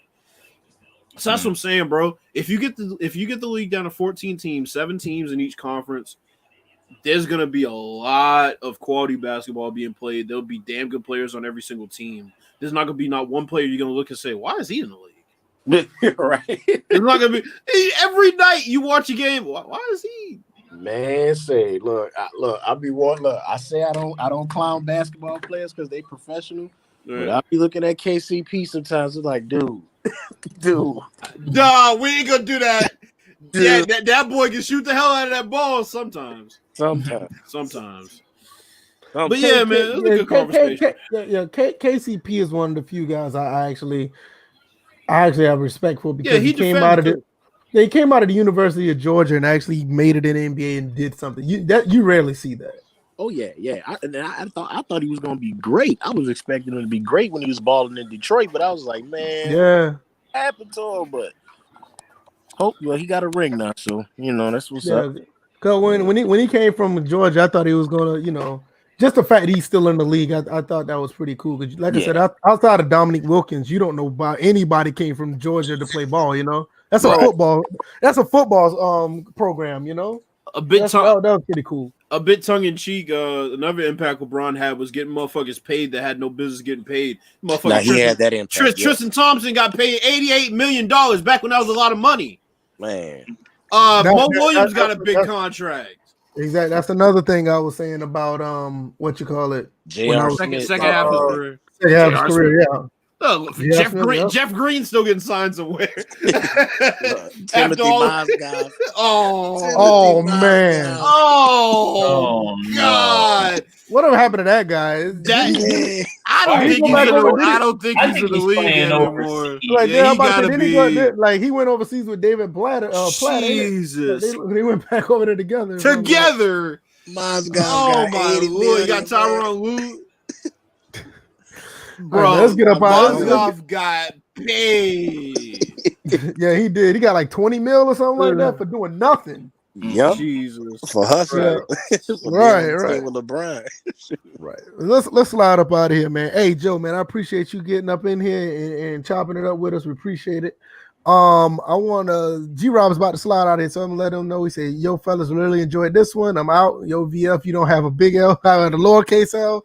All right, I take the lowercase L. Man, thank you for having me, fellas. Man, it was a good one. I enjoyed it. No problem. Yeah, man, no problem, man. We really appreciate the insight on the basketball side because, like I said, I'm pretty much retired from the basketball scene, man. I don't even play the games no more. I barely watch. I'm still a Bulls fan, but I just don't have the interest no more, man. I don't know, man. I don't know. Football's I don't know. love, but I like basketball too. Right, I'll stick with football until DJ, I just saw what you sent me. What the hell? No, don't say nothing. I'm gonna show that before we go. But all right, y'all about to slide out. All right, man. You be good, man. You be safe. Y'all too. All right. So before we go, I'm gonna put this up. I'm sorry if G Rob and Mr. Ham is gone. I want y'all to see this. This is funny as shit, bro. Where is it? No, not that. Yeah, here we go. Let's see. Let's put this on the screen. Yes, it is. Oh my god, you're fucking evil, bro. All right, let's see. All right, let me see. I want to get the whole text in there so everybody can see it. It's terrible. All right, let me put this down. All right, okay, here we go. Where are we? Here we go. Share the screen. G-Rob's sticking around for this one. All right, this right here. I'm gonna back it up. I'm gonna pause it. Texas high school football. This kid was ejected from the game. A few moments later, he ran on the field and body slammed the referee who threw him out. Boom. Here we go. So he threw him out. It was an 05 hit stick. Good lord. He threw him out. My man wasn't having it. My man just came on the field. Here he goes. Yo, you gotta love how the coaches came running after him like they didn't know that fucking was a loose cannon in the first place. Right. Look at my man. Look at number 6. He thought it was a good thing. Like, yeah, man, we got this punk ass out of here. No, Jared, no, don't do that, Jerry. Watch this shit. No. Fuck boy, I guarantee that's how you say it. Fuck boy, boy. You know the set. So, fuck boy. Boy, that's messed up, man. You know the funny thing about that, it kind of brings about a near flashback of semifinals. We were playing in friendly in Fort Washington, PG County, and we just won the game. It was 3-0, and for a chance to go to the state finals. Well, the other team, friendly, got 2 consecutive unsportsmanlike conduct penalties. They were about to fight the refs that night. And they had dude done Neff said this is what Madden needs, that animation.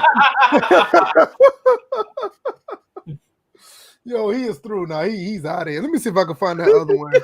he saw him out of the corner of his eye and tried to brace. Let me see if I can find one more before we go. No, I don't think I'll find it. Oh man! Wait a minute! Yes, right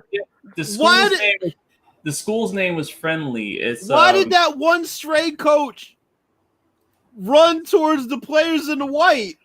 Look at Hope. No, because he knew that might start a fight. He was like, he knew it might start a fight. That's why he did that. Why? He hit the ref. He didn't hit them. Shit. Here's another one I want to show before we go. Oh God! Y'all remember this? Who remembers this? Oh no, this nigga's a bitch. I know his sister, and I know he's a bitch, bro. Hey, I know his sister. He's a bitch.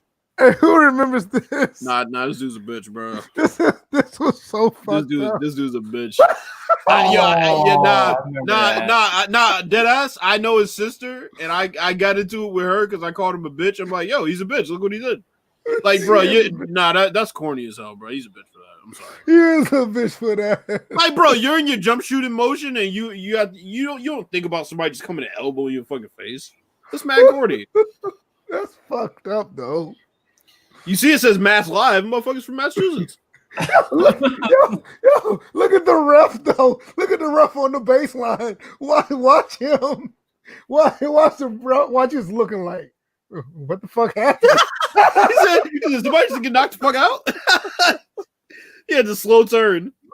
No, like the ref was like, what the fuck he doing on the floor? And none of his teammates saw it happen. That's fucked up. Hey, for real, that was fucked up though. That was he's fucked up. man ass. Yeah, he was a hoe for that. But that's what it reminded me that when I saw the high school ref one was funny because I don't like referees anymore. So. Yeah, man. But yeah, man, we gonna get up out of here, man. Bills, what's your outro, man? What's your outro? I'll have something for Madden tomorrow on Twitter. I'm sure I'll have some impressions. Probably not gonna stream, but I got to set up a streaming schedule. But yeah, I'll definitely have some impressions tomorrow, probably tomorrow night. So be on the lookout for that on Twitter. Neff said all real simulation footage. This is gold high school prison b-ball. That shit was straight out of Longest Yard when Burt Reynolds had to play to be the leader of the fucking football team. Right, exactly. Right. What you got, DJ? Well, tomorrow I've deemed it Lethal Lockdown Friday. Oh yeah. I have a stream tomorrow night. It will feature State of Decay 2 with the Lethal Zone difficulty level. So it's going to be fun and people are going to die. And you can catch it over at Twitch, Evo325, and we're going to have some fun. So come join me. That will be at 10 p.m. Eastern Standard Time because I figured this deserves a late night audience. So. G-Rob said, what's your Twitter? The one he got of yours is banned. Shout out to Soft Drink Sports. Oh, yeah. Yeah. Somebody who's also a bitch. Soft Drink Sports. It's at JMBMJ. J as in Jerry, M as in Mark ass bitch, B as in bitch, M as in Mark ass bitch, J as in Jerry. All right, I got that. I'm gonna put it on the it's down at the bottom banner for you to see his Twitter. I got it down there. I'm probably gonna be streaming tomorrow too. I mean, I got it set up to pretty much stream every day. So I'll probably be streaming as well. Probably try to finish up The Last of Us and got a couple other games I may want to do. I did buy these 2 games, and I plan on streaming these eventually. And I got Little Big Planet 3. Yes, I'm gonna stream that. And I got Mega Man Zero Legacy Collection. I'm a big Mega Man fan, so I got all of the Mega Man. I even got the ones from the NES. I got all of them, but I'll probably end up streaming though because it'll probably be easier for me to stream it. But I'll probably do that. And these might not, they won't be done on tomorrow, but I'll be doing those down the road. But I'll probably just finish up The Last of Us, probably do some more driving. Hell, I might even play some Madden. I don't know. I'll play something. But I do have to go Christmas shopping tomorrow, so I got to do that. Saturday, I'm not going to be streaming. I'll be out of town, but I may do a live stream, just a chat live stream on my Twitch channel. And Sunday I'll be back for the Sunday retro stream. So that's gonna be the plan. If you guys don't know, this is Bill's Twitch right here, JMBMJ3293. Oh, they added NFL 94 to oh wow. Yeah. To EA Play. Oh, did they? Oh, that's pretty dope. And Game Pass. That's what's up. I'm gonna have to check that out. Yeah, I'm gonna have to check it out too. So that's Bill's Twitch. DJ's Twitch is Evo325, so you can go follow him over there as well. And my Twitch is VF Baller, so you can catch all of the content over there. Because over here on this channel, for me, this is what this channel is basically going to be, the podcast. I talk about Georgia Southern football. That's what I'm going to be doing here. I may put up regular content as far as like scripted or edited content that's already recorded, but all the live stream stuff that I'm playing games is going to be over there. So hope you guys can check all of us out. Other than that, we're going to be up out of here. We will be back for the podcast on Tuesday. Don't know what the hell we're going to be talking about. We don't even know what we're talking about 5 minutes prior to going live. Right. So apparently I look like Ice Cube. Bills, you look like E40. So who do DJ look like? 40? What the fuck?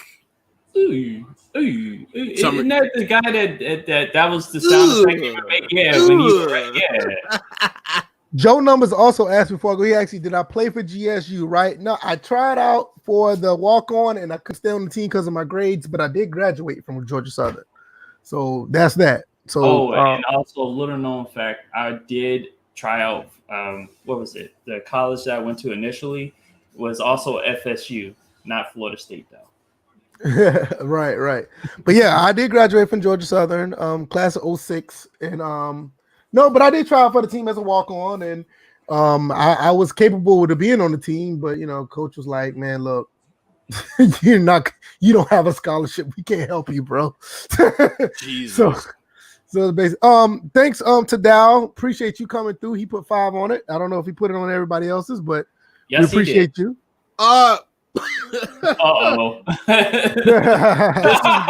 This is gonna end the podcast in a great way. Oh boy. Jake Paul, and I quote, "I am dedicating my life to beating Conor McGregor." Let's go. That would be the end of his life. yeah, But I appreciate the good kind words, Joe Numbers. Yeah, man, got that degree, criminal justice. I got that, but I don't even use it. I drive fucking trucks. Life on the line. You know what I'm gonna do? End it. Right. Fuck Jake Paul. Who the fuck is this guy? Who the fuck is that?